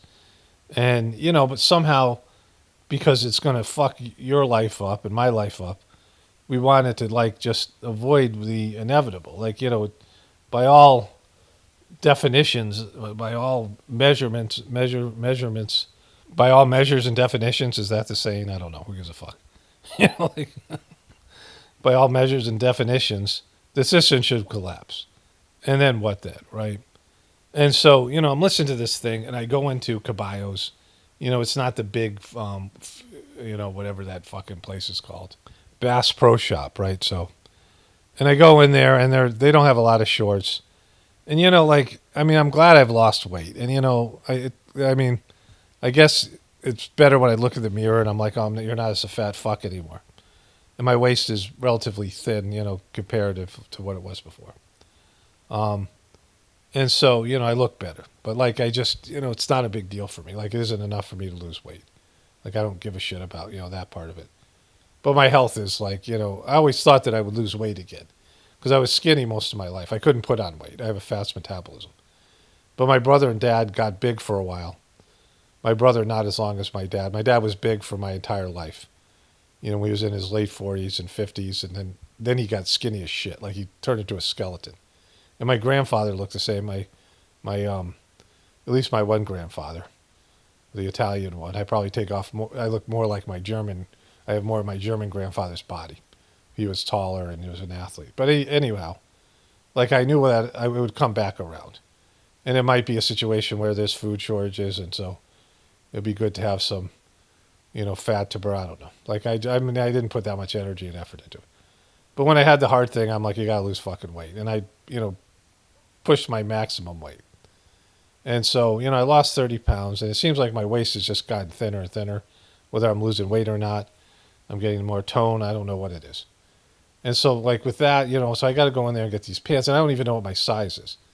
And so I looked at my old shorts, and they were a 42. I don't know if they were loose a little bit when I got them. I don't think they were overly tight. But they were, I think they probably just fit. And I went in there, and I'm between a 38 and a 40. And so, like a 38 is snug, and they have some with elastic, and a 40 was too big. Like a 39 would probably be perfect, but I think I'm going to lose more weight. Like I'm hoping to lose another 10 or 15 pounds. You know, I mean, I don't want to lose too much weight, and then just keep it like that.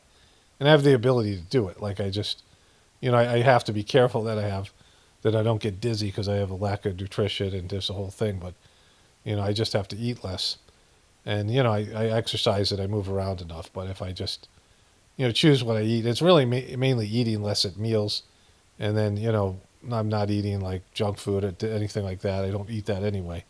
But I'm not eating things that would, you know, be more apt to have me put on weight. Anyways. And so I go in there and they don't have anything I'll buy. And like I wanted a specific pocket for my phone that they used to have on all these shorts, but I guess they don't have it anymore. And so I leave the store and I start looking at Amazon, and I'm like, not sure about it. Amazon's being shitty lately, at least for me and my wife, about returning things. So I look over there and there's the Duluth Trading Company across the way. Like this, it's like on the backside of a mall, these two, you know, big stores. So I go into there and I find shorts on clearance, right? So these were shorts that were higher priced. And now I think I paid $30 for the shorts before, and I think I bought 4 of them for $120, around that kind of thing. 30, you know, 35, maybe something like that, right? Maybe 150, maybe less. Maybe they were 25. I don't even know. And so that was a couple of years ago. And I don't know if I like shopping at the end of the summer when there's going to be less people looking for them and there's going to be clearance stuff for, you know, obvious reasons, because I don't like shopping anyway, and it's just whatever. And so I found 3 pair of shorts. You know, 2 of them are 40s and 1 of them are 38s in case, you know, I lose more weight. I'll have that, you know, whatever it might be. And I bought them because they were on clearance, and I walk out of there and they were fucking $200 for 3 pair of shorts. And I was like stunned at how much they were. Like everything's so fucking expensive now. Crazy inflation. Like way more than I paid. Like since, you know, whatever it was, even if I paid $40 for those other 4 pairs of shorts, it would have been less money. I would have got an extra pair of shorts and it would have been, you know, $20 or $30 less or whatever it was. And I was like, holy shit. You know, because that's going to come up now with the rest of this video. But, you know, the inflation is worse. They're keeping the inflation down. Like they're finding ways, and there's various, you know, financial tricks they can do to, you know, to keep the inflation down, because oil prices have gone up and gold prices are going up. And when commodities go up, and they're finding ways to keep those commodities from going up too high, because at some point it's going to fucking create massive panic, and people are like going to be completely fucked, which I already showed you a clip of that. And so, anyways, let me wrap this part up here because I got more shit to say on the other side. This audio, it's already almost an hour. So this video is going to be like 3 hours long, but whatever. All right, so let's get to the other piece here. Oh, just one more thing. You know, when people were commenting on my comment about somebody who said, get to the point, you know, I did a whole thing on that. And one thing I left out was, you know, I would say about 30 to 40% of comments, maybe less. Well, the comments that are addressed directly to me, people in one form or another are trying to order me to do something. They're trying to force me by threatening to unsubscribe or whatever, you know, suggestion they give. You know, suggestions are one thing, but they're saying it in a way like, do this. You know, get to the point. Like, you know, who the fuck are you? You know, like this idea that somehow, you know, they're the boss. Like the entitlement that people think. Like, you know, I'm going to pander to their fucking, and not just me, anybody. Right? Like, you know, this is the kind of how fucked up people are. Because this is my channel, and, it, you know, I make the videos and say the things that I want to say, that I believe in. And, you know, this is, if you don't like it, you know, like there's plenty of other YouTube channels out there. But to think that they have, by, you know, just because of their one view, that they're viewing my video, like they feel entitled and like they're my boss and I'm going to fucking cave to their demands, right? And, you know, I'm not saying this about me. I'm saying this about them.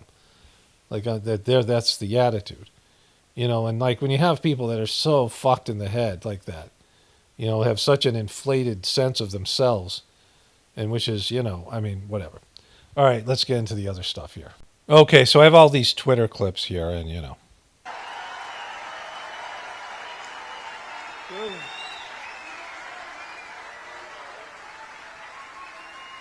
Well, she's very elegant, you know. Melania says hello to everybody, by the way. But she's very, very elegant. She did a movie. I think it's the #1 movie of the year. Can you believe it? No, I can't believe it. We don't believe it because it's not fucking true. The movie bombed, right? Melania Trump's documentary entitled Melania premiered on January 30th, 2026, and debuted at the #3 in the U.S. and Canada box office with over $7 million, making the highest opening for a non-concert documentary in a decade. Despite this strong start, the film's total worldwide gross was $16.6 million, falling short of its reported $75 million production. Right, so it lost, what is that? $60 million. It lost $60 fucking million, right? Production and marketing budget. Critically, it received 10% rating on Rotten Tomatoes, with critically labeling it an artificial, superficial, and intermediately boring, with audience gave it a 99% approval rating. Because the small amount of fucking dumb fucks out there. So, you know, based in that, I mean, it did well for a documentary because it was a fucking Donald Trump dumb fuck movie that dumb fucks would go to, right? And they marketed the shit out of it because they had a much bigger budget than any documentary or concert movie would have, right?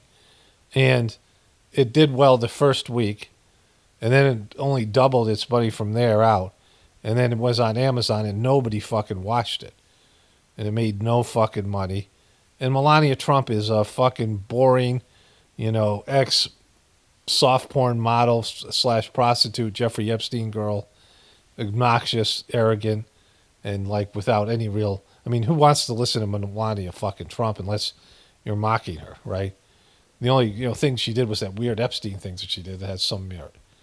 But that isn't true at all. That's fucking delusional. Like, it wasn't even a ranked movie. You can't even find its ranking. It lost fucking money. You know, nobody fucking wanted to see that movie other than dumb fuck Trumpers. And I don't know how in the world they would even be able to sit through it. I mean, just like, because it's going to suck that bad. Like, the movie sucked. But this is this fucking liar, right? And believe it or not, it's the #1 movie. I think it's the #1 movie of the year. Can you believe it? No, we can't believe it, you lying piece of shit, right? Like, stop, if he lies about that, then what can you believe him? When he boasts about anything, how can you believe him when this truth is never that, right? #1 movie among dumb fuck MAGA people at the time, the movie would do way worse at this point, right? It was getting hammered then, but like now with the fucking MAGA dividing and all these people and the Erica Kirk stuff, I mean, Charlie Kirk stuff. So, I mean, that's like it would even do worse now. So I showed you a bunch of fucked up clips, like 4 or 5 of them, 6 of them maybe, from my last video, and there's even more. Like, every time he goes out there, there's stuff. We're taking a lot of oil from Venezuela, and we're getting along great with them.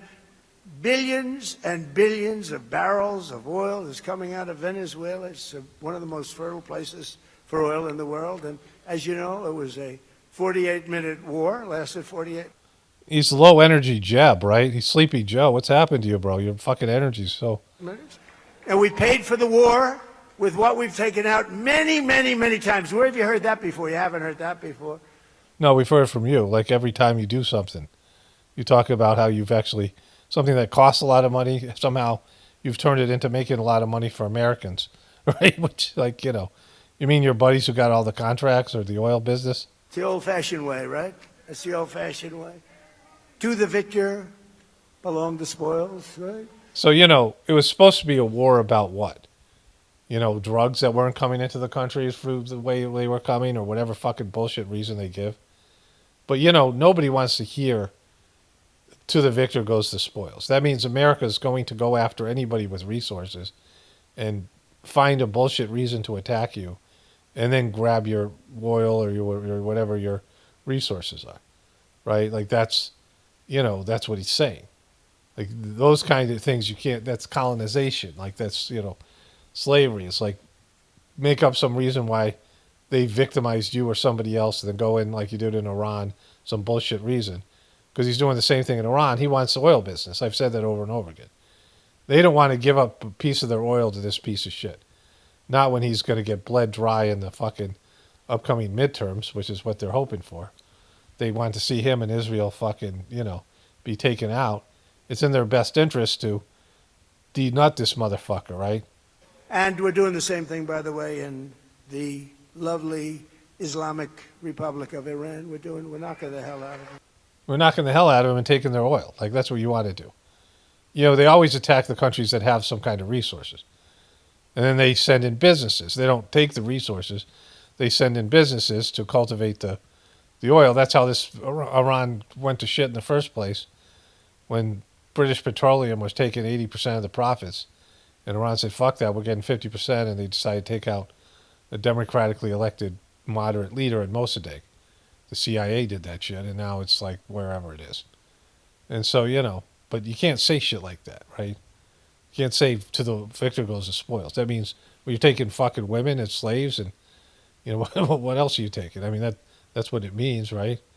Like, it means you take whatever you want. You've kicked the shit out of them, then you go and take their fucking wealth. Like, no one wants to hear that shit.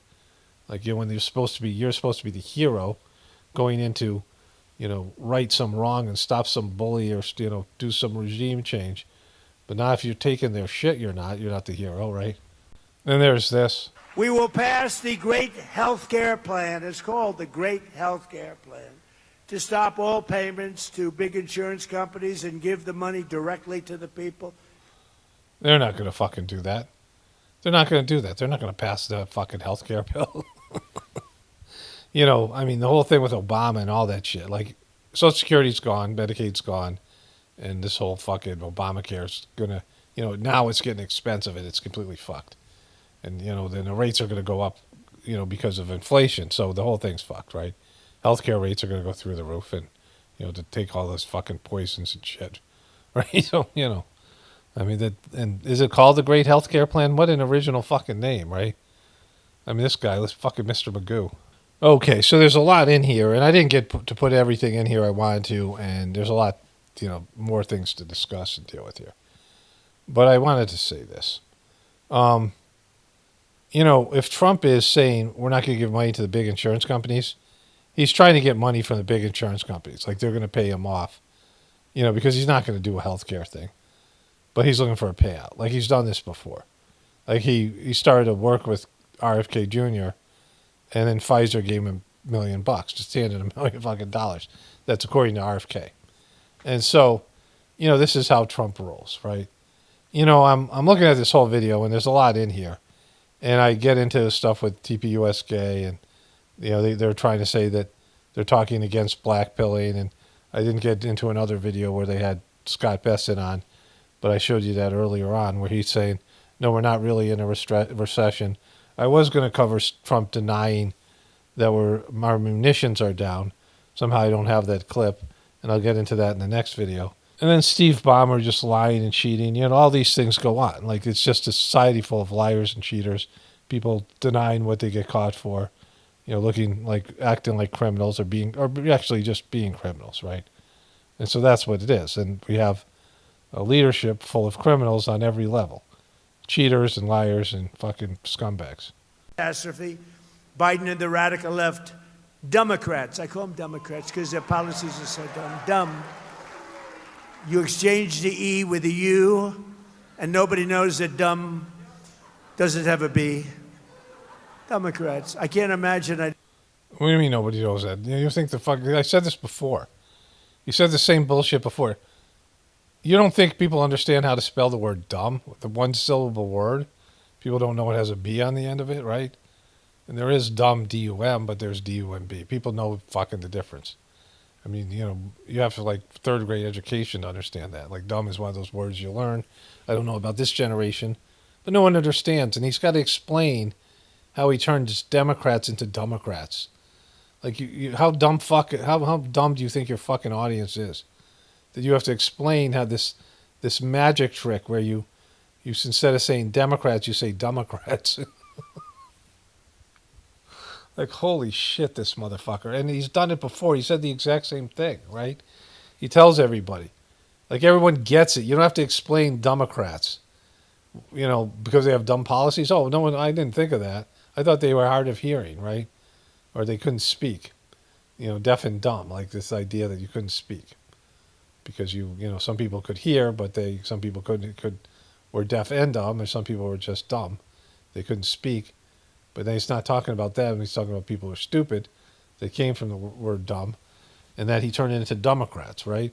And people understand all that shit I just said. Like, people have a sense of, I think most of those things.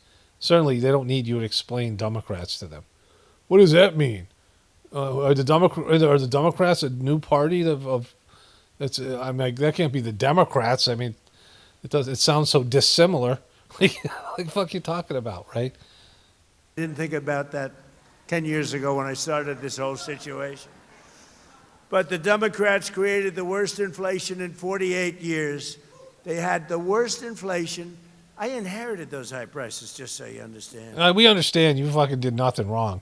I inherited them. You just do good things. Wide open borders with millions of people pouring in from all over the globe, from drug dealers and people in prison. They opened up their prisons from all over the world, including from the world's worst prisons, mental institutions, insane asylums. We had catastrophe. Biden and the radical. Okay, so you can't be going into your second year and the midterms still blaming Biden. No one wants to hear that shit. Like, they expect it's going to take you 6 months to get settled, and then they want to see things get better. But when you've lost your base, a good portion of them. I mean, not really, because 40%, but people have doubts. All these people are turned on you, prominent figures, and you got all these the way you handled the Epstein thing, the way you went against your promises, forever wars, which you said you weren't going to do, the way you're puppeted by Israel, inflation, gas prices, and just your deteriorating mental state. You're kind of fucked, right? Like, there's no way, like, things are just going from bad to worse now. Like, there's going to be the enthusiasm's gone. You can bullshit before the election, right? The election is about promises. The, governorship, when you're governing, it's about results. And Trump can't deliver results, just like Biden couldn't. Nobody can deliver results. Like, the results aren't there. There's no way to turn this fucking thing around. And so there's only looting and bullshitting people and trying to get away with as much looting as possible. Because, Americans are fucked. You can make bank. You can take care of yourself and your family and your supporters, your rich supporters. But you can't deliver, for the masses. All you can do is, pretend things are better than they are and hope that they, don't listen to their fucking, they delude themselves against reality. Okay, so I have a few things that are just they're just going to take everything in another direction. I want to get to I got a quick thing to say about my ex, and there's some profound thing that that's gone. So I don't know how profound it could be if I forgot about it so easily, but if I remember it, I'll put it in my next video. But let's get to these last things here. This is kind of great. We basically have two countries that have been fighting so long and so hard that they don't know what the fuck they're doing. Do you understand that?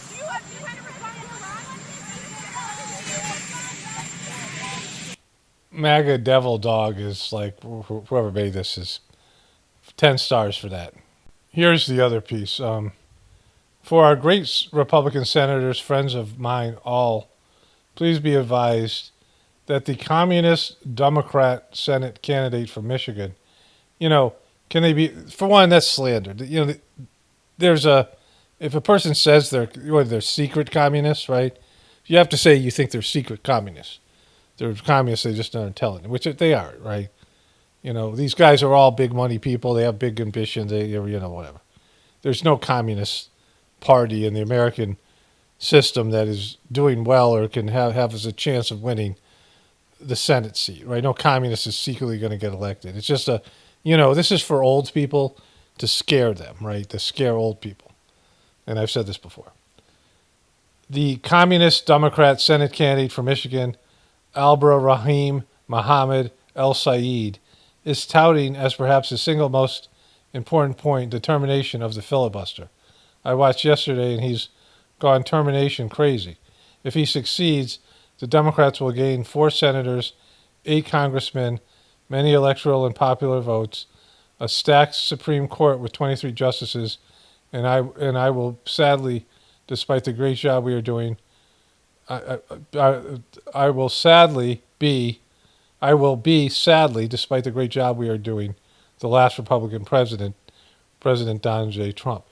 Like, what do you think they're going to do? They're going to try harder now? Like, I mean, like, this is just and nobody believes you. Like, this is the boy who bragged wolf, right? This is the boy who bragged fucking wolf. Like, he's just bragged so much and he says so many things that no one believes him anymore. Even his own followers, they think it's just a bit or a gag.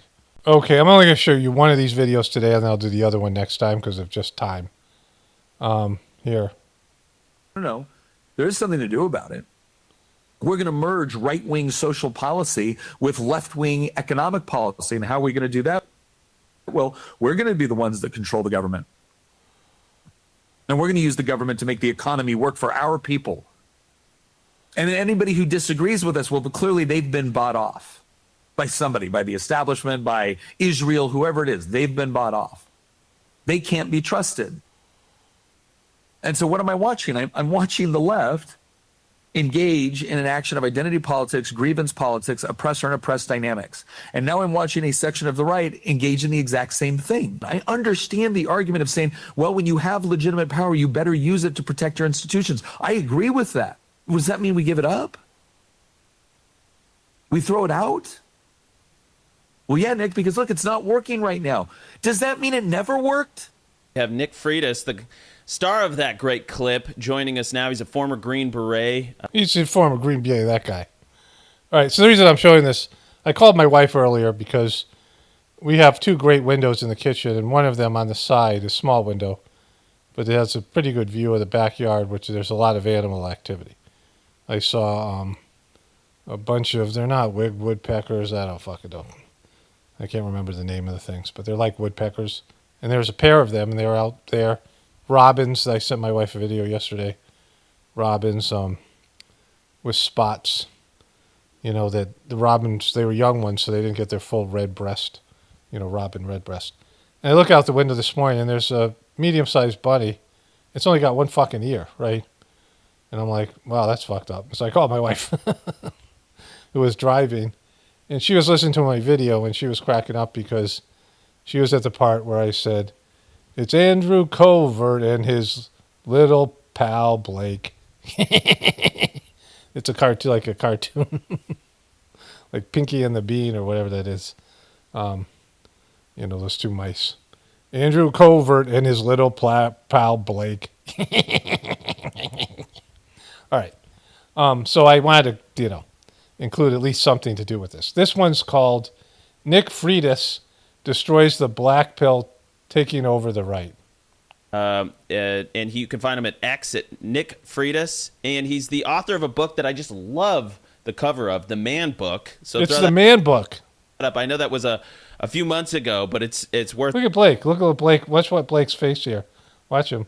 Now he's a former Green Beret, and you can find him at X at Nick Freitas. And he's the author of a book that I just love the cover of, The Man Book. So throw that up. I know. Look at him smile, Blake. Man Book. I gotta get the Man Book. That was these two twinks, two beta males sharing one testicle. A few months ago, but it's worth throwing up again because he's a point-by-point guide to sucking it up and getting the job done. I just love that. Look, there's fighting over here. What's he got here? He's got win and fight. I don't know. You guys, something in whiskey. Kick down a door. Make a steak. Go to church. Run for office. That's the thing. Something about something with flirt with your wife, something like that. I can't see it. Fucking shitty graphics, you piece of shit over there. Does it come in there? So getting into a fight, why would you kick down a fucking door? I mean, like, some of these things are felonies, so you could end up in prison for them. Punching someone in the face, that could be an assault. Kicking someone's door, breaking and entering, another fucking felony. Running for fucking office, probably the worst one. Making a fucking steak, like, all right, that's not I mean, for dumb fucks, yeah. a point guy to sucking it up and getting the job done. Look at this guy, his fucking man book. These couple of masculine, testosterone full twinks that he's talking to. Tells you how to kick down doors and so many other cool things that guys need to know. Nick, welcome back to the show. It's great to see you. Nick. My friend. And I wish we were under better circumstances, but you are reacting in that clip to what we could only call a mass demoralization campaign that we're seeing play out in social media and podcasts from the right. So tell us what you're seeing and why you decided to make that clip and start speaking out. Well, I think the thing that really frustrated me is this whole idea that all is lost, that our elections mean nothing because that they're all rigged, that nothing has happened. The Trump Okay, so that's what Trump has said. Trump is right. So first of all, you fuck. Trump has said the election against him was rigged, and that these other elections were rigged. He's talked about losing Republican elections that he said are rigged. Trump said a presidential election was rigged against him, and he's talked about all these things being rigged against him. The IRS was rigged against him. You know, all these government institutions are somehow failing, and they're, you know, only the ones that he brings in and the people he brings in that are all yes men, and the only reason they have position is they're taint lickers. And so Trump is the one who's been an election denier. And, you know, there was a documentary out called The Kill Shot, and it was made by HBO, and it was before the 2020 election, and it was Democrats saying that Trump was going to rig the election. And they said how easy it was to manipulate voting machines and do this shit. Then when Biden won, they reversed it. But now both sides are trying to jerry-rig the various states to set up a situation where, you know, it'll benefit their party. And so they're trying to rig, both are trying to rig elections. So that's fucking happening. So pretending that the elections, your vote doesn't matter. I talked about it in the beginning extensively, right? And so these pieces of shit out here, fuck you guys. You know, like this, you know, you're losing. Like people in your party, the ones that are kind of waking up, the ones that were, I mean, Charlie Kirk was in his way, you know, a right-wing truther, partially. And for you guys to say that everything is fucking great and there is no cheating or lying and there is no fucking corruption in the system and no, you know, all the party, other than when the Democrats take over, they're the only ones, is silly. It's either both or it's neither, right? You can't compete with cheaters. Administration has done absolutely nothing. I hear this all the time from members of the right because they're frustrated that it hasn't done enough. And so what I'm seeing over and over again is this, again, I don't want to call it an attempt. I don't know if it's just they're genuinely demoralized or they're actively trying to demoralize people, but it's this idea that there's nothing we can do about our situation except, I guess, complain and like, follow, and subscribe the various influencers that are pushing this particular narrative. And there's a very, very big difference between someone that says, okay, so all you guys are not demoralized by Charlie Kirk being assassinated. Why couldn't you protect him with all your security? Why weren't you out there protecting him? You know, why weren't the two twinks out protecting him, right? Of course, they were, you know, part of the, you know, the conspiracy. But if you really, you know, were a Republican Charlie Kirk person, it's demoralizing to have somebody that represents you be assassinated. And, you know, the multiple assassination attempts on Trump, the fake ones, that would be demoralizing because you would believe in that shit. That what if he gets killed? You know how people were depressed after Kennedy got killed? I mean, it's demoralizing. Like, that means that, you know, you finally got somebody who represents you and they whack them. And so, you know, you couldn't stop the Iran war. You couldn't get the Epstein files out. Like, you know, there's no wins out there for all these people, but you're saying like there's some way to make this thing right. Now, how come you couldn't keep Charlie Kirk alive, right? Like, if, you know, I mean, as if there was a system that could be changed, then things like that wouldn't fucking happen, right? So like, it's silly. Like, these people are silly little people, because, you know, this is about saying black pilled is a you know, some kind of false narrative. It's silly. It's something, once you start realizing how fucked you are, you realize the system's fucked, which I talked about extensively already in this video. I'm frustrated because I voted for one thing and I don't feel like I'm getting it. There's a very big difference between that versus somebody that says nothing has happened. There's no difference between the parties. It's all one big uniparty. And I'm looking at that like that is verifiable garbage. It's verifiable garbage. It's garbage out there, you guys. Guys, it's garbage. I tell you, it's garbage. Absolute nonsense. It's nonsense, you guys. It's nonsense. Nobody's listening to you. You know, Candace Owens gets millions of views on her channel. I mean, it was down before, but I think it's back up. You know, because it's coming around again. The Lego videos get millions of views, even the Trump views, the Iran videos. I mean, I don't know how many views they get. You guys get dick over here. You're like, there's nothing left of MAGA out there. Who are the MAGA influencers out there? I mean, Ben Shapiro. Like, who are the people they're still carrying the? I mean, I don't even know who they are, right? Like everybody's bailing on Trump. Everyone knows that Trump's fucked them, and they're jumping ship like the rats they are. It is totally accurate to say, I don't think enough has been done. It is totally accurate to say that we have some people that claim to be Republicans and then govern very differently when we actually elect them. But to suggest that they're all the same, look, as someone that just had to leave Virginia. Okay, I just can't, Let's see if here's Blake saying something here. It's Blake. Look at Blake go. Look at fucking here. Significant difference between living in one of those two places. Blake? Yeah, no, I love that. I get frustrated as well. There's so many cases where, and I often use the term I use for it is like emotional incontinence. I think what drives a lot like Trump has real incontinence, motherfucker. Blake. Of it is I've mentioned this. It's a little addictive to be really emotionally built up, really angry, really sad. That's why people like watching horror movies or really sad movies, because they get a rush out of those emotions. And I think we're seeing that play out on social media over. Okay. You don't see a lot of anger in people who are so-called black pill. Like when you realize you're fucked. Like in life, when you realize you're fucked. Like I was in a situation with my ex where, I was studying MK Ultra. People who said they were MK Ultra'd. I just stopped. You go through and you watch a bunch of videos about a certain subject. So this is 2012, whatever. And these women who said that they went to an MK Ultra program, the things they described, my ex was doing those things. Right? My ex was exhibiting those behaviors. And I was like, holy fuck. So I showed her like a video or two or something. And she sort of like flipped out a little bit like she did. And she said, I think if I had to confront this, I'd become schizophrenic. She already had been hospitalized a couple times for self-harm, suicide, and things like that. She had these emotional breakdowns. And so, why was I saying that? What the fuck was he saying? Let's go back here.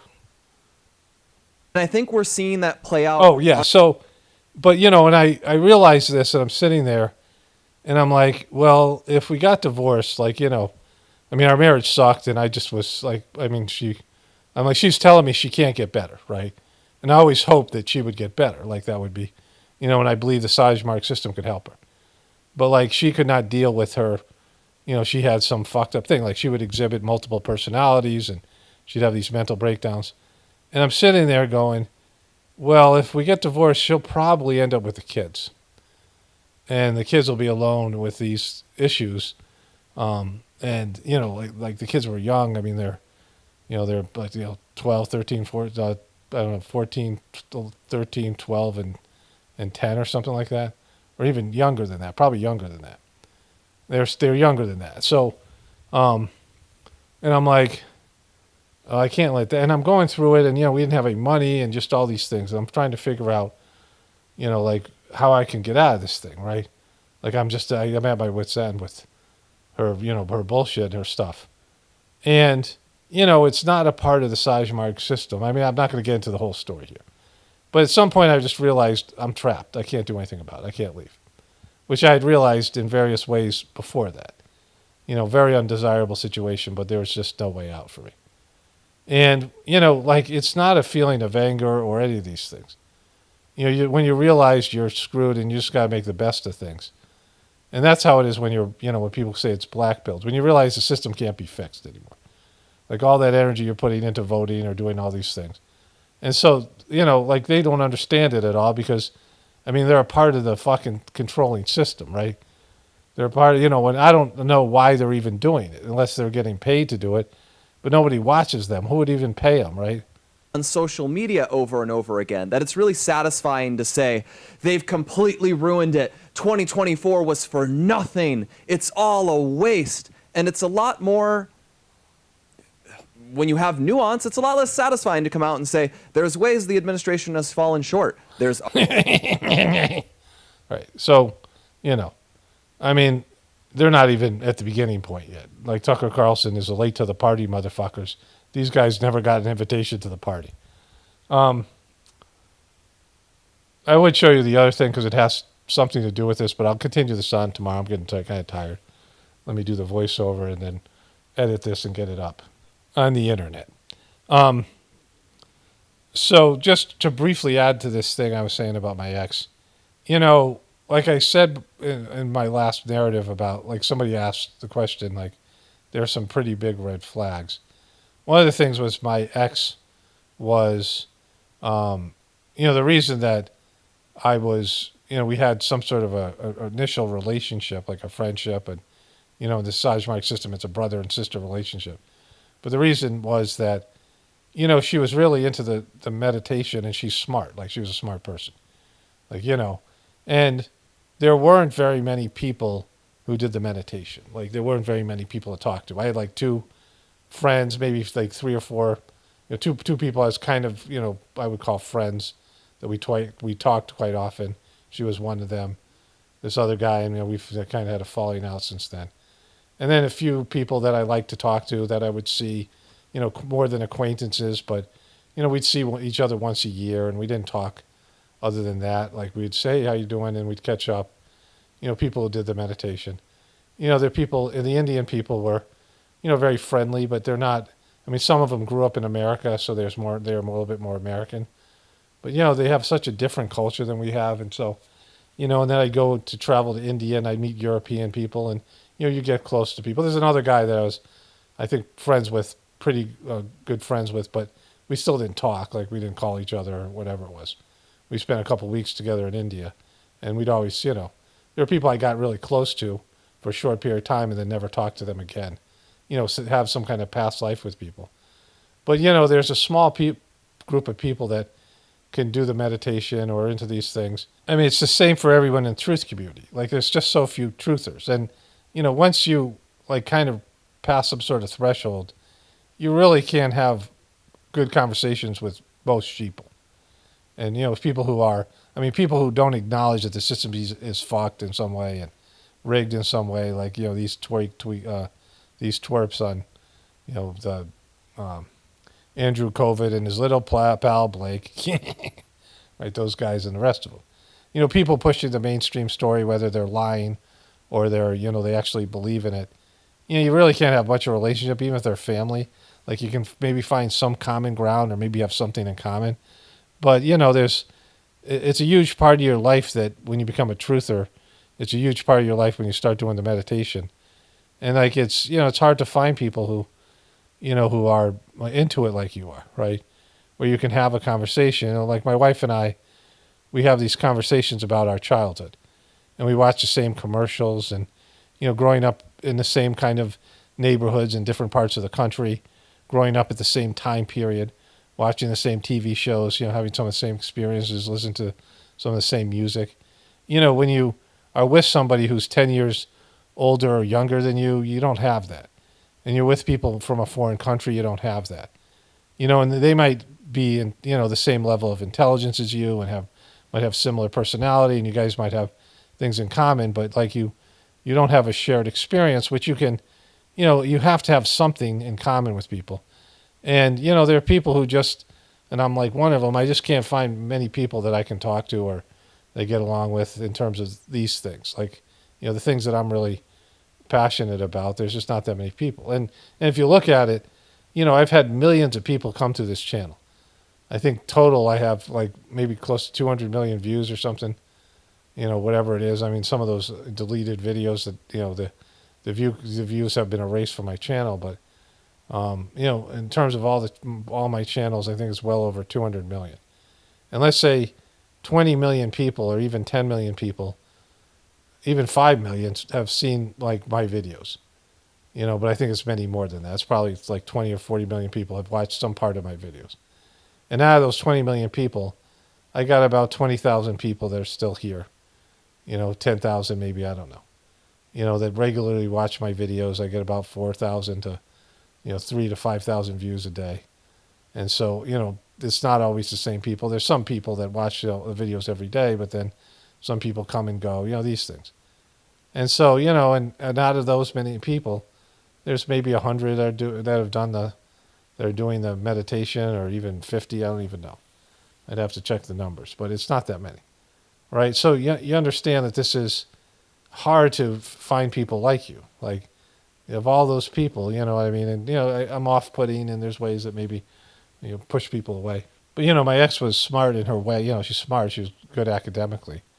And it's hard to find people who, when I looked into, what my IQ was when I was a kid and what I think it might be around now, it's like 140 when I was a kid, or one something, and I was dyslexic. So who knows, I mean, I'm obviously smart, right? But I'm not as smart as I was as a kid academically or that way, but I'm smarter because of the spirituality stuff. Like, there's just levels of consciousness that I'm exposed to from the meditation. And, I looked into it, and people with 120 IQ are like the top 90% or 95%.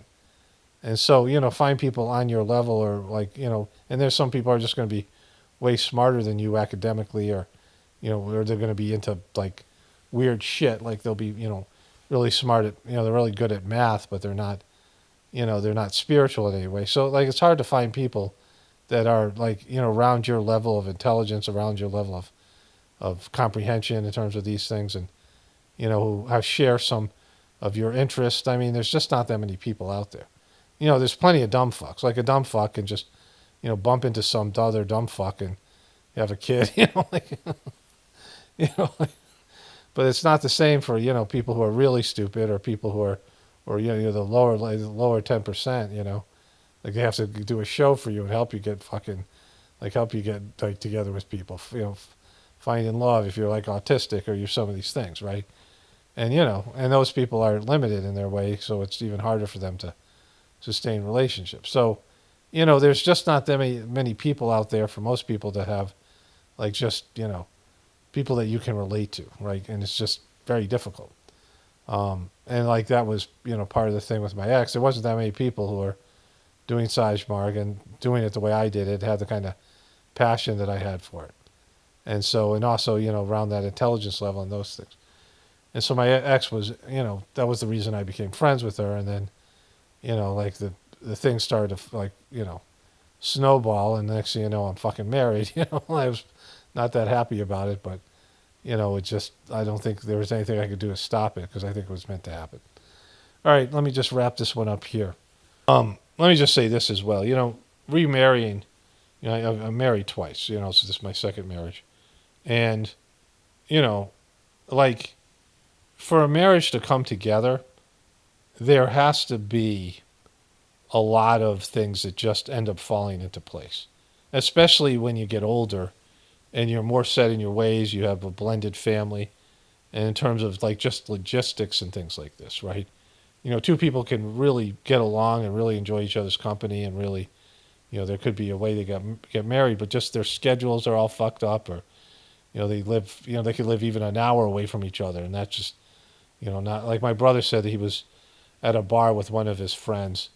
And his friends was trying to hit on this, this woman, and she said, he said, "Where do you live?" And she lived like an hour and a half away from him. And he said, "Well, that's geographically unsuitable," and he walked away. Right? And so, there are just all these things. And when you're younger, you're flexible, and you don't have jobs and careers and things like that. But as you get older, you have these things, and some things you have more deal breakers and things that you want to pursue, and it's just harder and harder to make things work. And then things just have to fold into place. And with my wife now, everything just fell into place. Which I was kind of, I didn't know if I was going to remarry or not, and there's this whole like story behind that, and I was pretty much not like into dating. I'm just not any of these things, right? I'm not good socially and this kind of thing. But it fell into place. And, and with my ex, everything fell into place in the beginning. And it kind of felt like it was what I was supposed to do. I had a lot of misgivings with the first situation, not with my second wife. And the only misgivings I had about, my wife now is that, what just happened with my ex. Like, after you go through something like that, you're hesitant, right? When you go through a divorce and the other person's crazy as fuck, it's difficult. Like, it's hard to go back out there and get back into a situation like that, especially for someone like me who's introverted. But in terms of my first situation, there were lots of red flags and lots of things that concerned me. And you take away, some of the things we had in common, we were quite different people. Like on a lot of levels. We weren't, the kind of people that would, we wouldn't be friends if it wasn't for Saj Marg. We wouldn't have anything in common. Like, that was the only thing we had in common. And when it turned out that she really kind of was a fraud with that, then it was like, there's nothing there, right? But with my ex, as soon as we were married, it was like, all the signs were there, all the things, and like I just, even when I wanted to get out of it, which was numerous times, like I was like, I want out. In fact, I actually said those things to her at one point. But like, I got sucked back in, and it just felt like it was supposed to happen. But then as soon as we got married, everything went fucking tits up immediately. Like, all the red flags were like there, and it was, and she was pregnant, and it was like, it was like once I was trapped in the situation, there was no way out. Then, it wasn't, everything didn't work out, right? But like, to get together and get married, unless you really want to get married, unless you're really pushing it, it's you need things to just fall into place. I mean, like I said, when you're younger, it's a little different, and people are around you have a support system, people are into it. But, other than that, like, it's just, oftentimes everything's, like a reason not to do it. Like, there's just screaming at you, don't do this, right? Like, there's lots of factors involved.